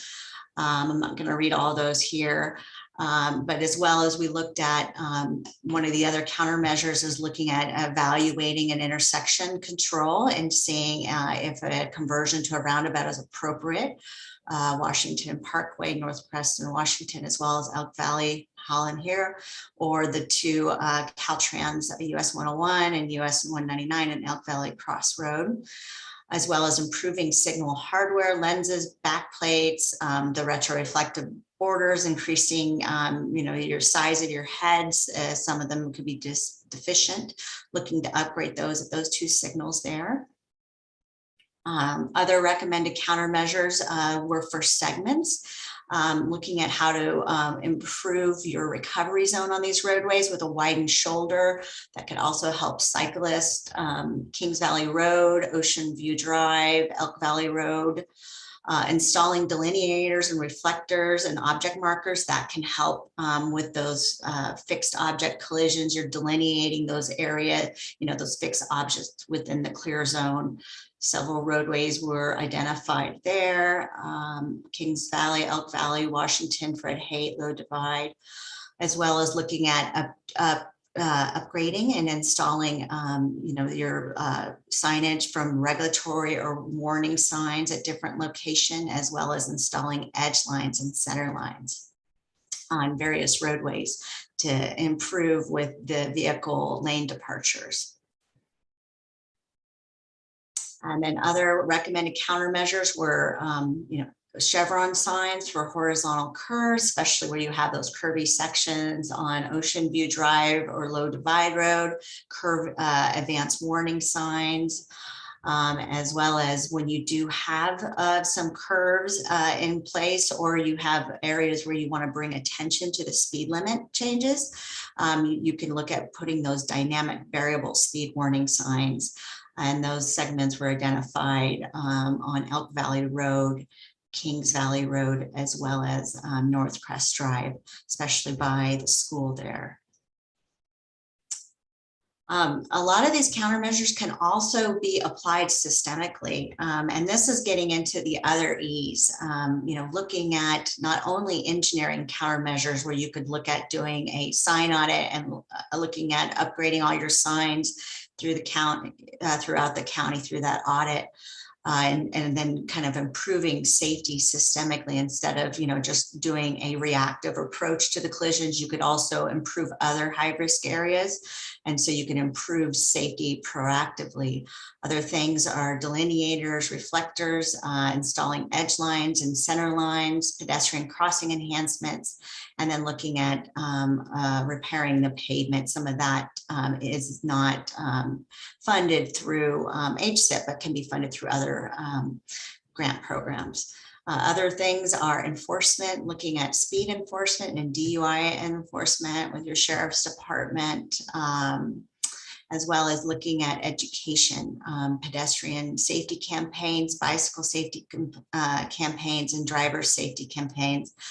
There was a good amount of distracted driving type violations, as well as there was a lot of top violation categories for bicycle collisions traveling on the wrong side of the road.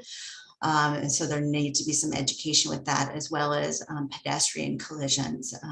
You know, wear bright clothing, have a light at night, those kind of campaigns. And then other locations that came for priority locations was pedestrian crossing recommendations at Holland Hill Road and Humboldt Road, Summer Lane near the bus stop, and North Crest Drive at School Crossing on East Mackin Avenue.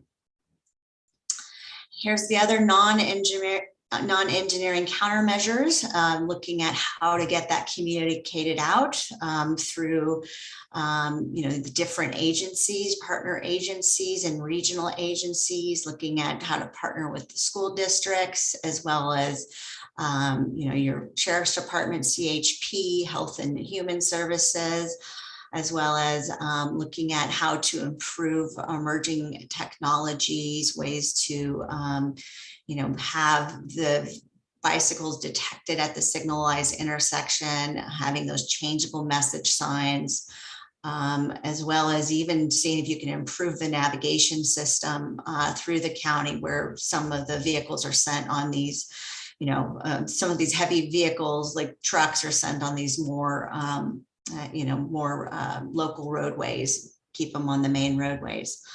Targeted enforcement, looking at how to increase those with different, you know, speed enforcement, DUI saturation. There is an Office of Traffic Safety grant that could be available to increase the number of officers as well as emergency response, how to maintain access to those areas and help to potentially reduce the congestion and shorten those response times. So as I mentioned, HSIP is currently right now, the call is open. It opened on May 9th, and this plan is required to be in place, adopted, for then the county to go after some funding, grant funding. And the applications are due September 12th, so there's some time there. There's applications that can be benefit to cost ratio, where you need, you know, a collision issue to benefit your I guess you need a collision issue with a countermeasure that will give you a very competitive benefit to cost ratio.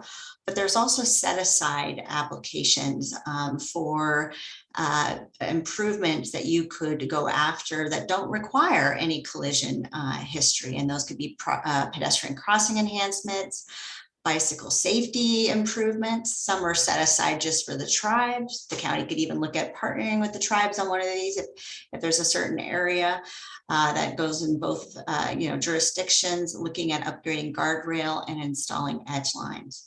But there's also other funding opportunities, the Rural Surface Transportation Grant.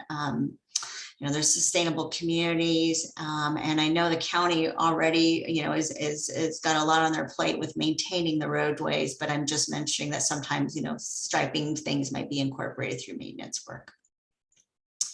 So here we are to the final draft document. That's what I'm presenting on, and it's a living document. You can change; it can be updated as needed to the local priorities, but it needs a formal update every 5 years. And it kind of just looks at the overall county's safety, roadway safety, as well as recommended countermeasures for possible grant funding. And with that, I'd like to thank you very much for your time, and then open it up to questions. Thank you, Kathy. Great. Any questions from board members? Sue? Yeah, I've been watching that Washington Parkway. And I know in talking with constituents in that area that they have real concerns about that particular not having a adequate stopping there. Like there's one way where you don't, and so they're real concerned about that area. And I see you did mention it as a priority area in your study. And I just wanted to see if you had anything else to say regarding that particular intersection? Yes, and I can pull up the collision, but that is identified as a priority intersection for countermeasures to be implemented to bring awareness to the traffic control in that area. And if there were to be traffic control improvements, they would have to meet certain warrants through the manual and uniform traffic control manual there. But other than that, I can tell you the improvements. I'm just going to pull it up. But I believe we were going to pull that up. Oh, sorry, I'm pulling it up right now. I don't want to speak on, but there were countermeasures recommended for that intersection. It did pop, definitely.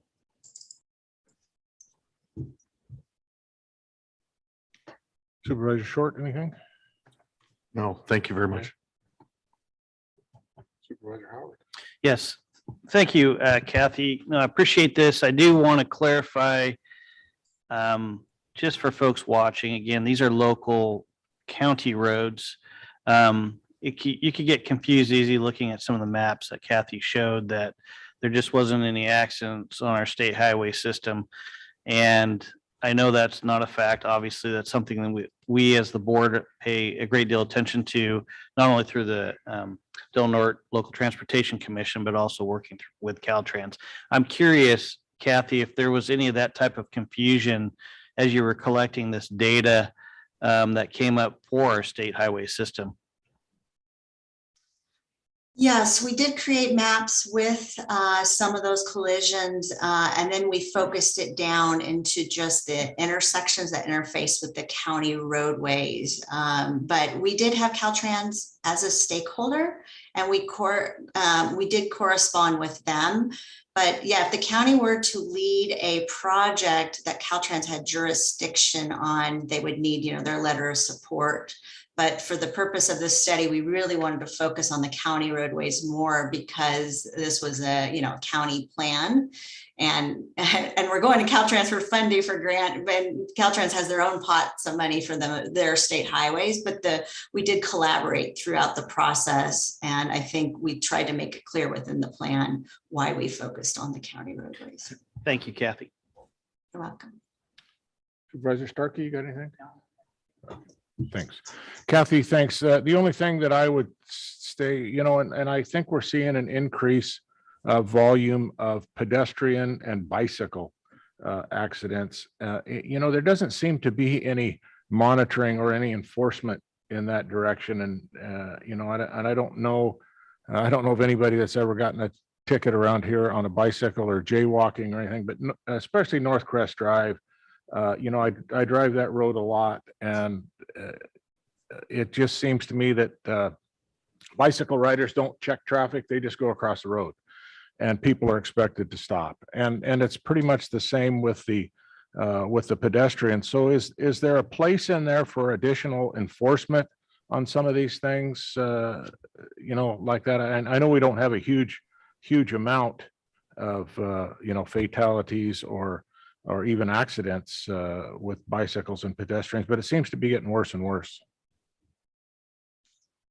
That's a great comment. Yes, and as I mentioned, some of that, it's enforcement, I agree, and education. And we did notice there was some trends in both the bicycle and pedestrian to vehicle collisions where it was the pedestrian's fault or the cyclist's fault. So we could also mention enforcement of that. I think we focus enforcement on speed and DUI, but I would agree that would be enforcement of the traffic laws. Great, thank you. Sue? So were the bicycle vehicle collisions, were there bike lanes in all of those instances, or were there not? No, there wasn't on the majority of them. Yes. I think a lot of these roadways are rural roadways with, very narrow lanes and not bicycle facilities. So that is part of a recommendation coming out of this plan, is to look at providing shoulders or bike lanes. And there is a set aside for that bicycle safety in this current HSIP call for projects to add bike lanes. Great. I'm going to open it up for public comment. Is there any public comment on this presentation? Anything else from board members? Catherine, thank you so much. I appreciate it. My pleasure. Thank you. Okay, so we're going to move into general government items. Item number 21. Chair, can we go back to the last item and get an Oh, adoption, please? certainly. Thank you. I didn't see. Okay. If it's okay, Chair, I'd like to make a motion that we adopt the local roadway safety plan prepared by GHD Incorporated. And I'll second, or Sue will second. Go ahead. Okay, I have a motion and a second. Any public comment? Seeing no public comment, then Kylie, would you please poll the vote? Supervisor Howard, Yes. Supervisor Maston, Yes. Supervisor Short, Yes. Supervisor Starkey, Yes. Chair Hemmingson. Yes. Okay, now can we move on to general government? We have item number 21, approve and adopt an ordinance deleting and replacing chapter 7.52 of the Del Norte County Code, underground storage hazardous substance, and 2, designate county council to prepare a summary of the ordinance for publication as requested by the Director of Community Development. I think this is like our second reading. Yeah, I was gonna say, so, Yes. so moved. We've Okay. discussed it already. I got a motion Yes. Second. and I got a second. And do we have any public comment? Seeing no public comment, bring it back to the board. Any further discussion? Kylie, please pull the vote. Supervisor Starkey, Yes. Supervisor Maston, Yes. Supervisor Howard, Yes. Supervisor Short, Yes. Chair Hemmingson. Yes.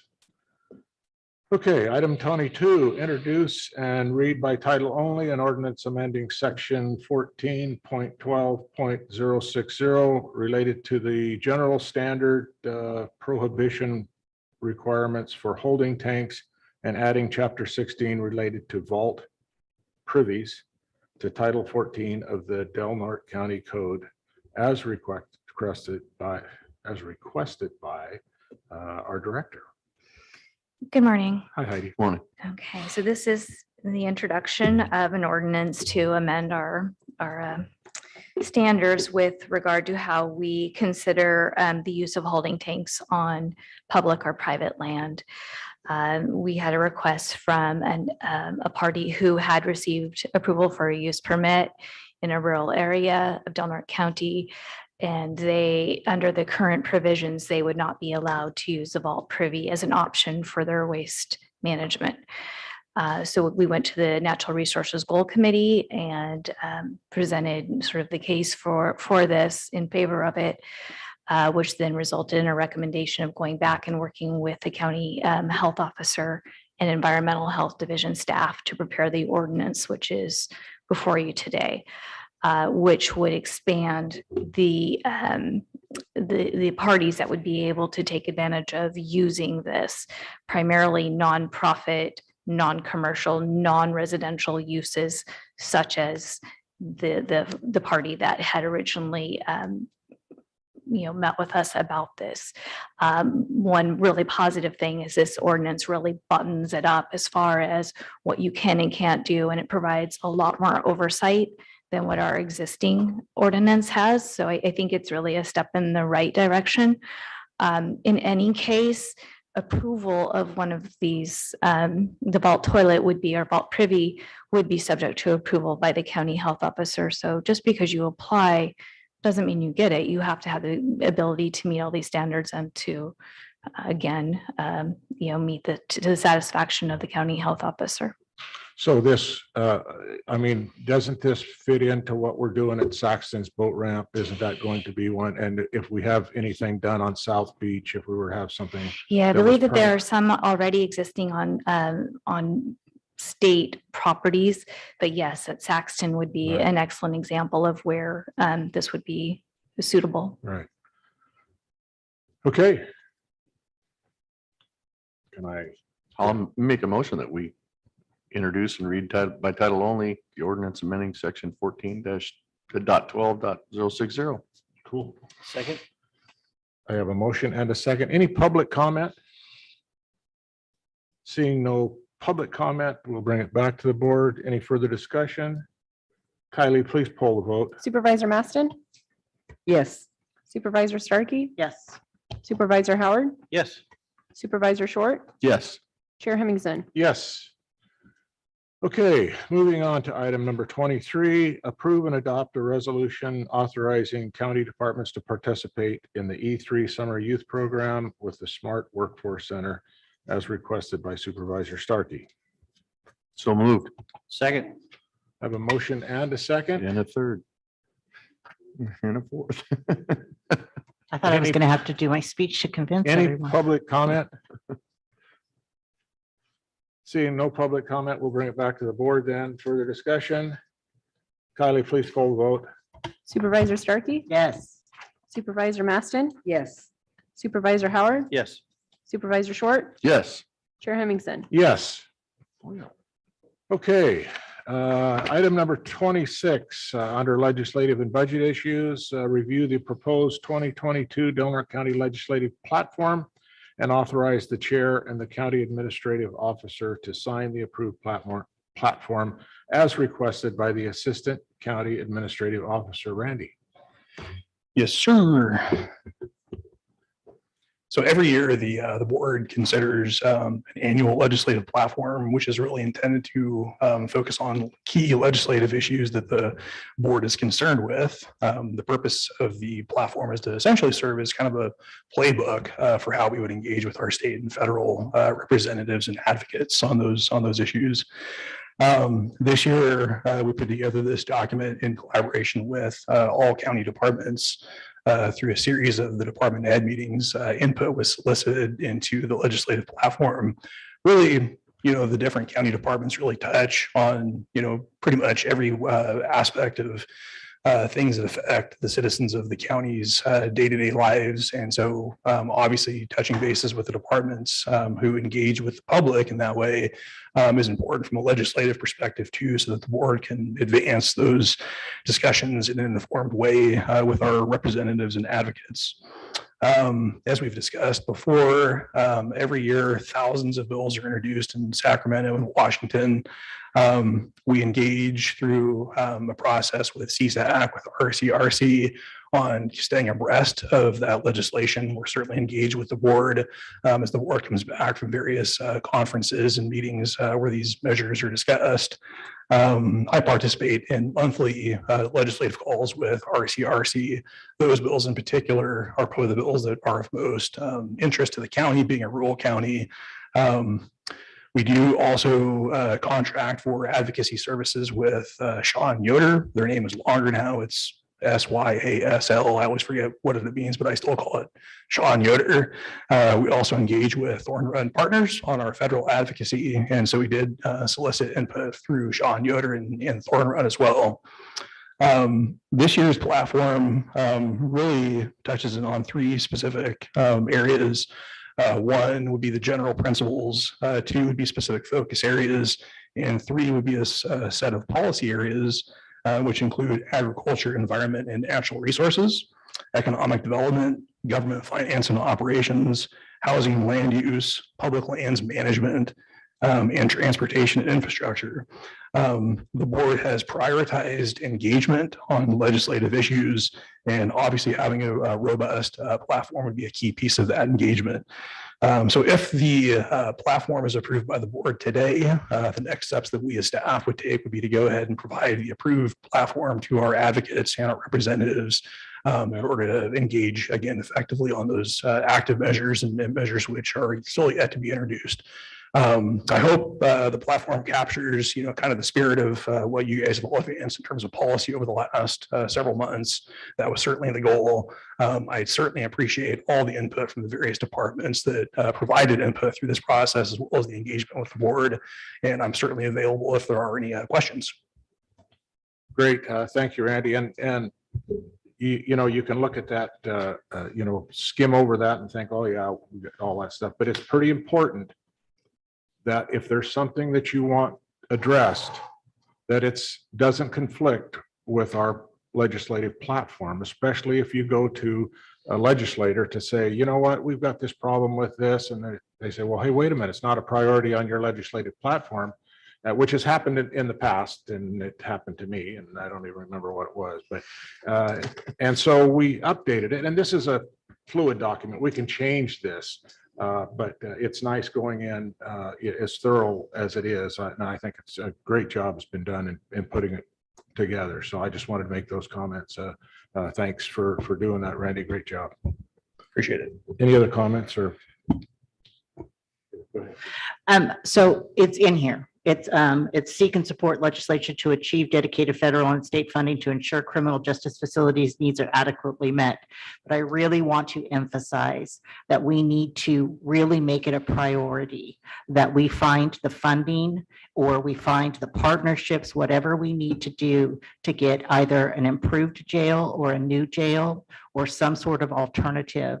I see, I was like, emailed you yesterday and said, can we add to it? And you hit it. It's in there. I just really want to make sure that that is publicly known, that that is a huge priority, at least for me, and I'm hoping the board, is that we, there's all the SB AB 900, the SB 122, the SB 843 or 863, and the SB 844.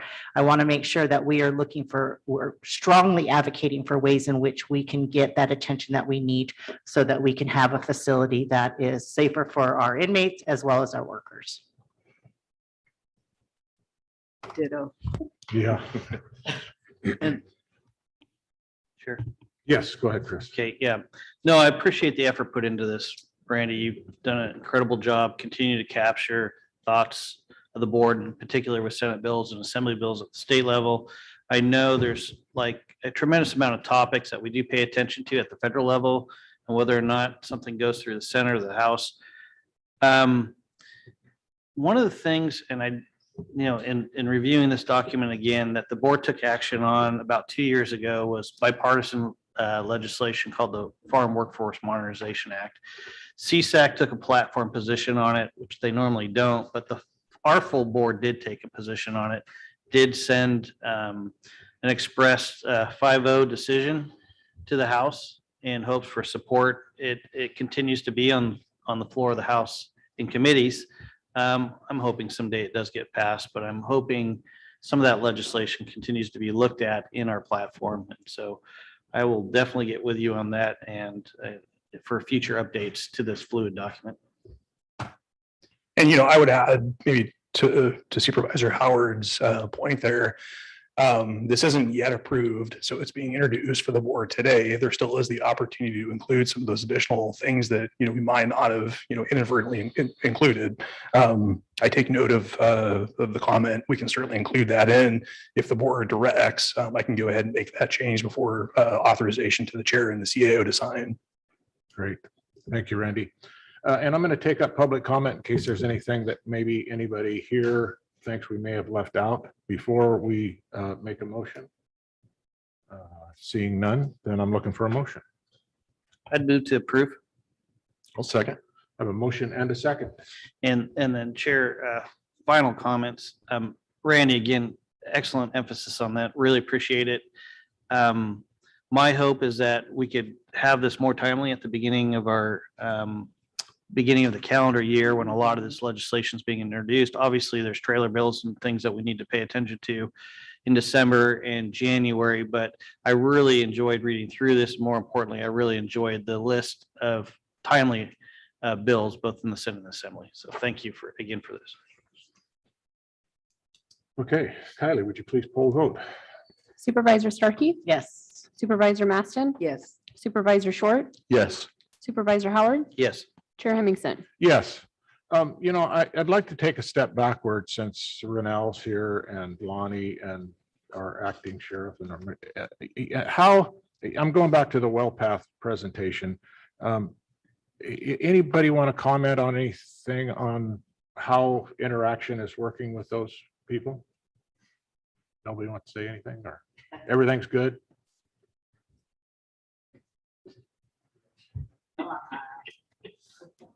I meant to do that earlier and I apologize I didn't want to put really anybody on the spot, but maybe I do. I don't know. Well, there's definitely been a benefit to have them present in the jail as much time as they were. The previous medical provider had a very limited number of hours that they were available. Basically, they were there to pass medication, and there was a clinic they would run maybe once a week when they were available. Having WellPath staff there as 16 hours a day and with their ability to see any inmate that has a medical condition in the moment and make the decision on whether or not they need to go to the hospital, or it's been very beneficial. The staff themselves are very professional and very pleasant to work with. If you had a more specific question. I didn't. I just wanted to get some sort of general idea that, and nobody has to say anything on it. I was just wondering if there was some sort of interaction that you liked or didn't like, and I appreciate your comment. Yeah, correct.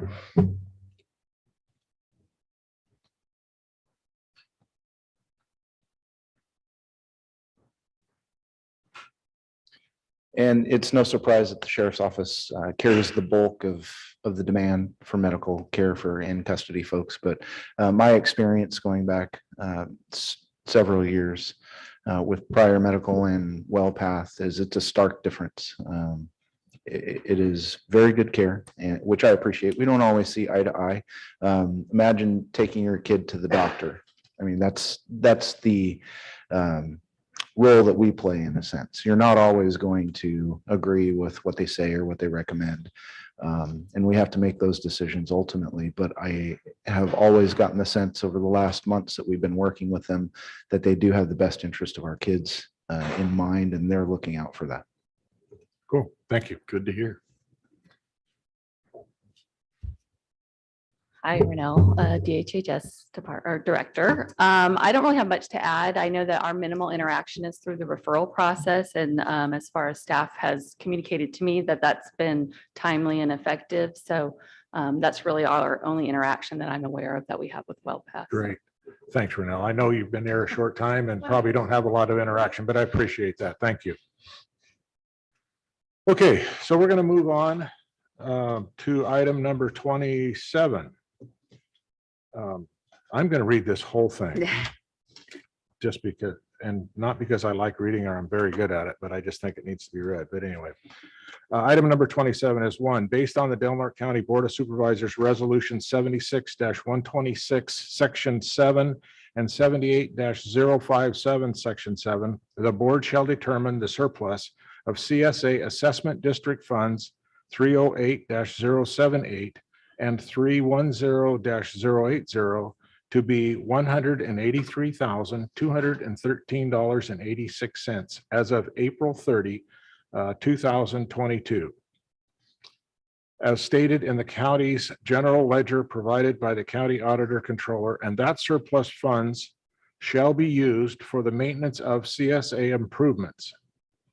And two, based on Del Norte Board of Supervisors Resolution 96-61, Section 11, the board determines the surplus from the CSA Assessment District Funds 313-084 and 316-087 to be $285,486.70 as of April 30, 2022, as stated in the county's general ledger provided by the county auditor controller, and that surplus fund shall be used for the maintenance of CSA improvements.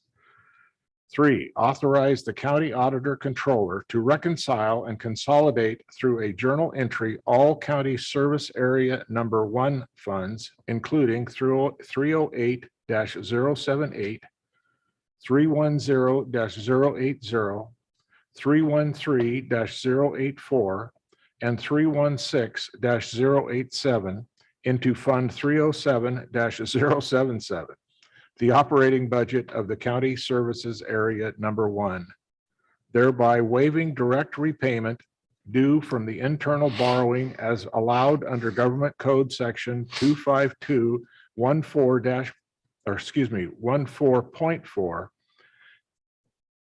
C, and 4, authorize staff to prepare a resolution to be considered by the board as needed to establish a revolving fund for the county services area number 1 as allowed under Government Code Section 25214.5 as requested by the Director of Community Development Department and the Auditor Controller.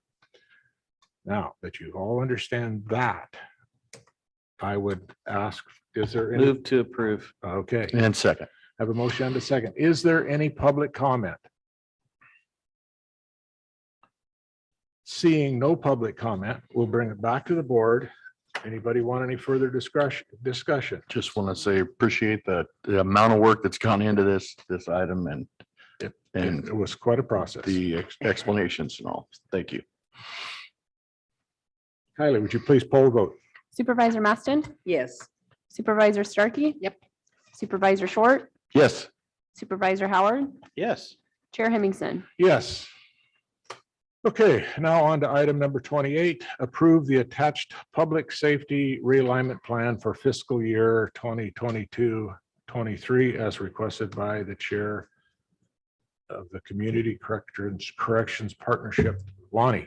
Just by virtue of the fact that was shorter for you to say, I think you should just approve it. There you go. This is our annual plan, and I wonder why I'm the closer. It's not usually my role. No one wants me to do that. But this is the standard plan and budget that we bring to you from the CCP every year. Couple quick things I will note. Significant changes money-wise. Pre-trial services have been offered by the probation department for 4 years, 5 years. That money is no longer, that's no longer being funded out of the CCP. One of the state bills that passed last year shifted that responsibility to the courts. And so now we are providing pretrial services a little more expanded through funding by the courts. So that's coming out of the CCP budget. As is coming into the budget, funding for a prison to employment program that's being run by was run by the Smart Workforce Center. They received a grant a year and a half ago.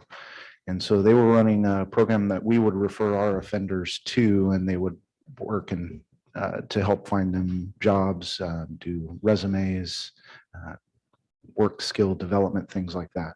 That grant funding ran out. And so the partnership, because of what was going on there, we felt that it would be important for us to continue that. So we included funding there, and I'll be working on an agreement with Smart Workforce Center that you'll probably see in the next several months to lay out what the structure of that will be. So we're looking to fund that this year.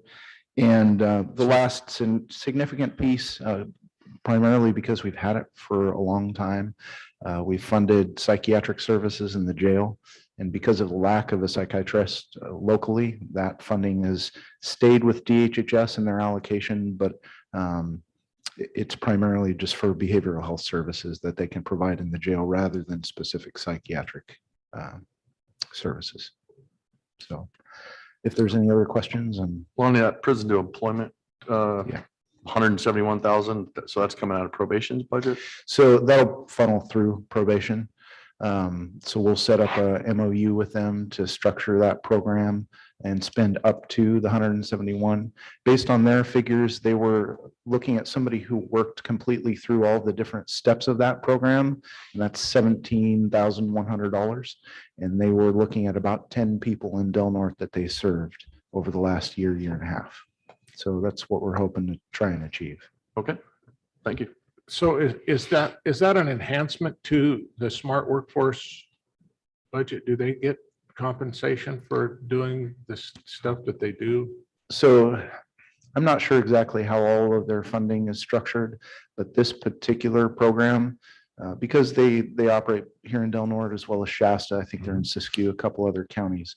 So it actually went countywide between all the different counties because the grant wasn't specific to our county or Shasta. So they were able to stand up that program and run it with the grant funding that they received. Otherwise, they have not been able to be specific about offering that program to offenders. I don't know that they turn anybody away if they come in looking for help. But So then give me a sense of what is it that we do besides that? Is there something else that we do, or is it all done by the smart workforce, or where's the? As far as job finding and skills, things Yeah. like that. There's some, I'd classify them more as living skill programs that we've facilitated. We do a financial education class. There's a parenting class, things like that, but we've not done any job specific programs or training for our offenders. Having them being what they do, step into that role and be willing to take that on and have us refer people over is hugely helpful. Very similar to us referring somebody over to alcohol and other drugs for substance abuse treatment. Great, thanks. I have a question if I could, Okay. several actually. So I just want clarification that this funding is only really geared towards your 19.9s and your 1170Hs, correct? And PRCS. And your POCS? Yes. Okay. So that those 10 offenders that could possibly get this program for the job smart workforce have to be one of those, they have to fit that criteria, correct? Yes. Okay. So because here, one of the concerns that I have in here, and I see that there's no longer funding for the pretrial services electronic monitoring. There's only $4,500 allowed for the regular electronic monitoring. Are you still offering the EM? So that depends, as any good answer would dictate. If you're looking for just monitoring, then we do several kinds. There is monitoring funded through pretrial. It's not custody. It's ordered by the court in those cases where the judge believes it necessary, and that's being funded out of the SB 129 funds from the court. The funding that you see in here for EM, home detention, is solely for referrals from the jail. So these are in custody inmates that the sheriff determines they may be able to finish serving their sentence out in a home detention environment. And As long as they're 19.9s, POCS, or 1170Hs? No. Okay, That's been opened up by the partnership and agreed Okay. to by all. It's solely a in custody offender, and it's targeted at helping to manage the jail population rather than just that group of offenders that falls into the AB 109 category.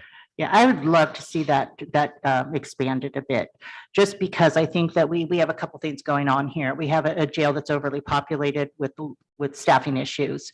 I still feel that offenders, although I'm, big supporter of rehabilitation, I think there's accountability. Yeah. So even if they are, on electronic monitoring, they're still being held accountable to some degree.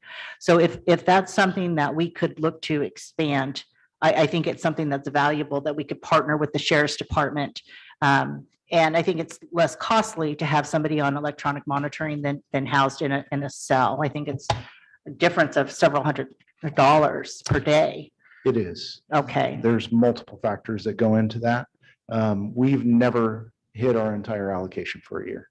So those are ongoing discussions with the sheriff's staff and myself as to how we can be more effective in that. If we actually maxed it out and had a need, there's money on the table that we could allocate and move over in the middle of the year if we needed to take care of that. We've never run into that situation. Okay. Well, we have a new sheriff in town, We so have a new perhaps sheriff we in could. town, literally. All right. Thank you, Lonnie. I do appreciate your work. Chris, did you have something? Yeah, I just wanted to piggyback on Supervisor Starkey's comments. This is something that I know the board's had a great deal of interest in recently and would definitely enjoy hearing further comments on that specific program of electronic monitoring. I do think we're wrestling with a lot of internal growth issues, getting to a point where we're at capacity with staffing at the jail in particular. And if this is a program, whether we find a way to supplement it or not, through this budget or something that the board does, I do think we need to consider it, and more importantly, work together to find a way to bring it out into the population. Well, and I'll piggyback on the legislative priorities a little bit too. for a as long as I've been around, and prior to that, we ran both a voluntary and involuntary home detention program.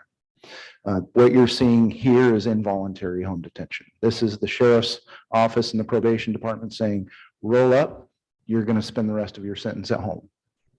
And they don't get a choice in that. Voluntary home detention has gone away because the state has decided that offenders in the state of California have no financial obligation to participate in their rehabilitation. And so operating that home detention program, Interesting. I can't charge them any longer. So I made the decision and notified the courts of that I was no longer going to be offering voluntary home detention because I had no funding to pay for that. I'd have to go back and look at what our actual numbers were year to year. Typically, those are very low-level offenders. We don't want to let just anybody serve their sentence at home. DUIs, things like that, that we would try and roll up.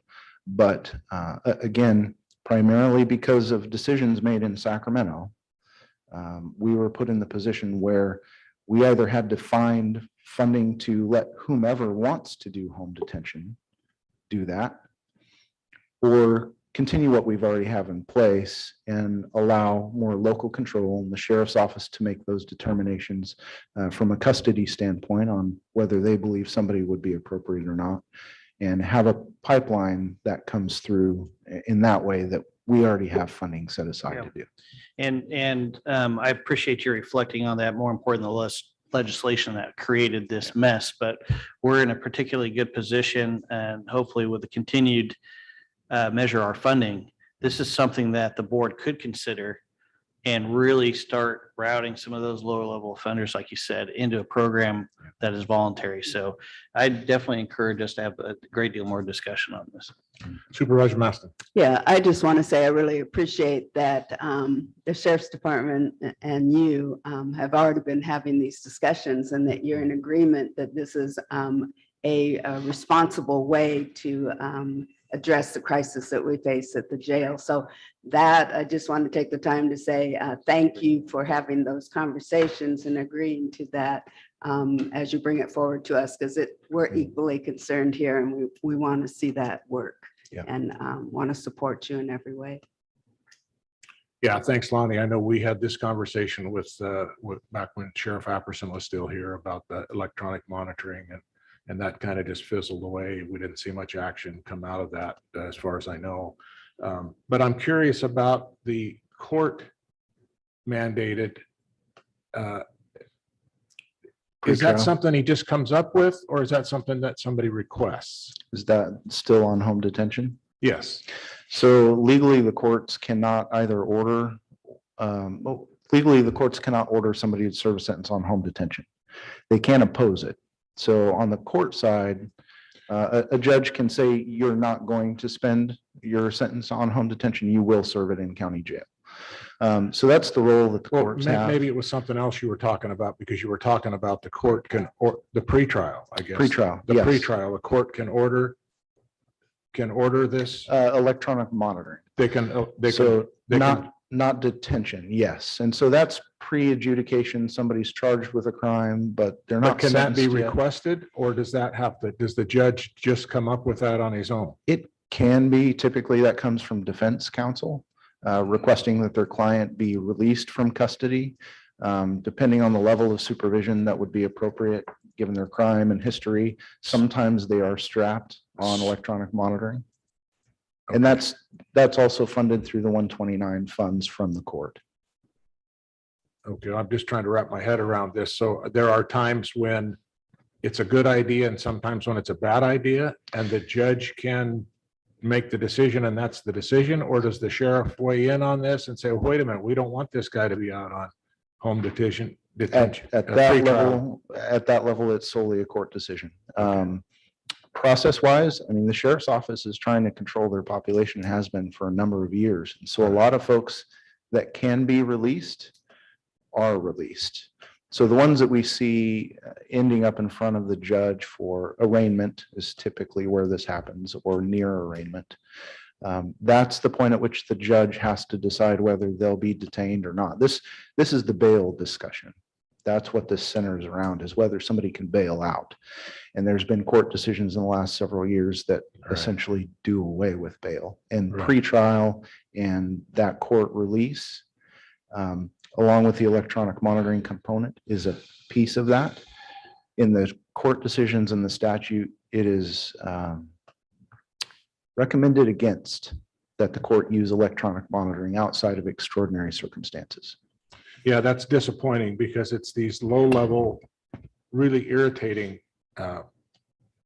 crimes that go on that seem to have no accountability, and no punishment. And so that's really entertainment. And we don't know where they're at. And I think we've had this discussion about monitoring, at least we would know where they're at. Sometimes. That depends on how compliant they wish to be. Yeah. Okay, well, that's another discussion then, I guess, but anyway, continue on with that. Is there anything else? Anything else from anybody else? I'll motion to approve the attached public safety realignment plan. I'll for second. Just gonna finish. Any public comment? Seeing no public comment, then we'll bring it back. Kylie, please pull the vote. Supervisor Short, Yes. Supervisor Howard, Yes. Supervisor Maston, Yes. Supervisor Starkey. Yes. Chair Hemmingson. Yes. Okay, so did we miss anything? We're good. Okay, we're going to adjourn this meeting, and it says our next meeting is June 14th, but that's not correct because our next meeting is at 1 o'clock. So we're having a special meeting at 1 o'clock for all of you that would like to attend, but this meeting is adjourned. Till 1 o'clock.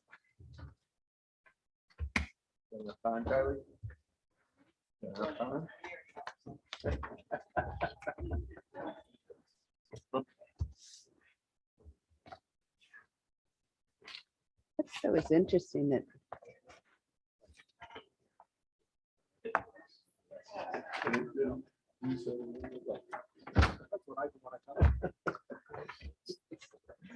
that's the longest. Has there been a longer motion than that one? The one that you read? I don't remember. That was a There's been hefty, many that have hefty one. multiple parts and they're different chunks. Yeah, but none like that. Yeah. So we have how long? Oh, half So hour, 40 minutes. It's not really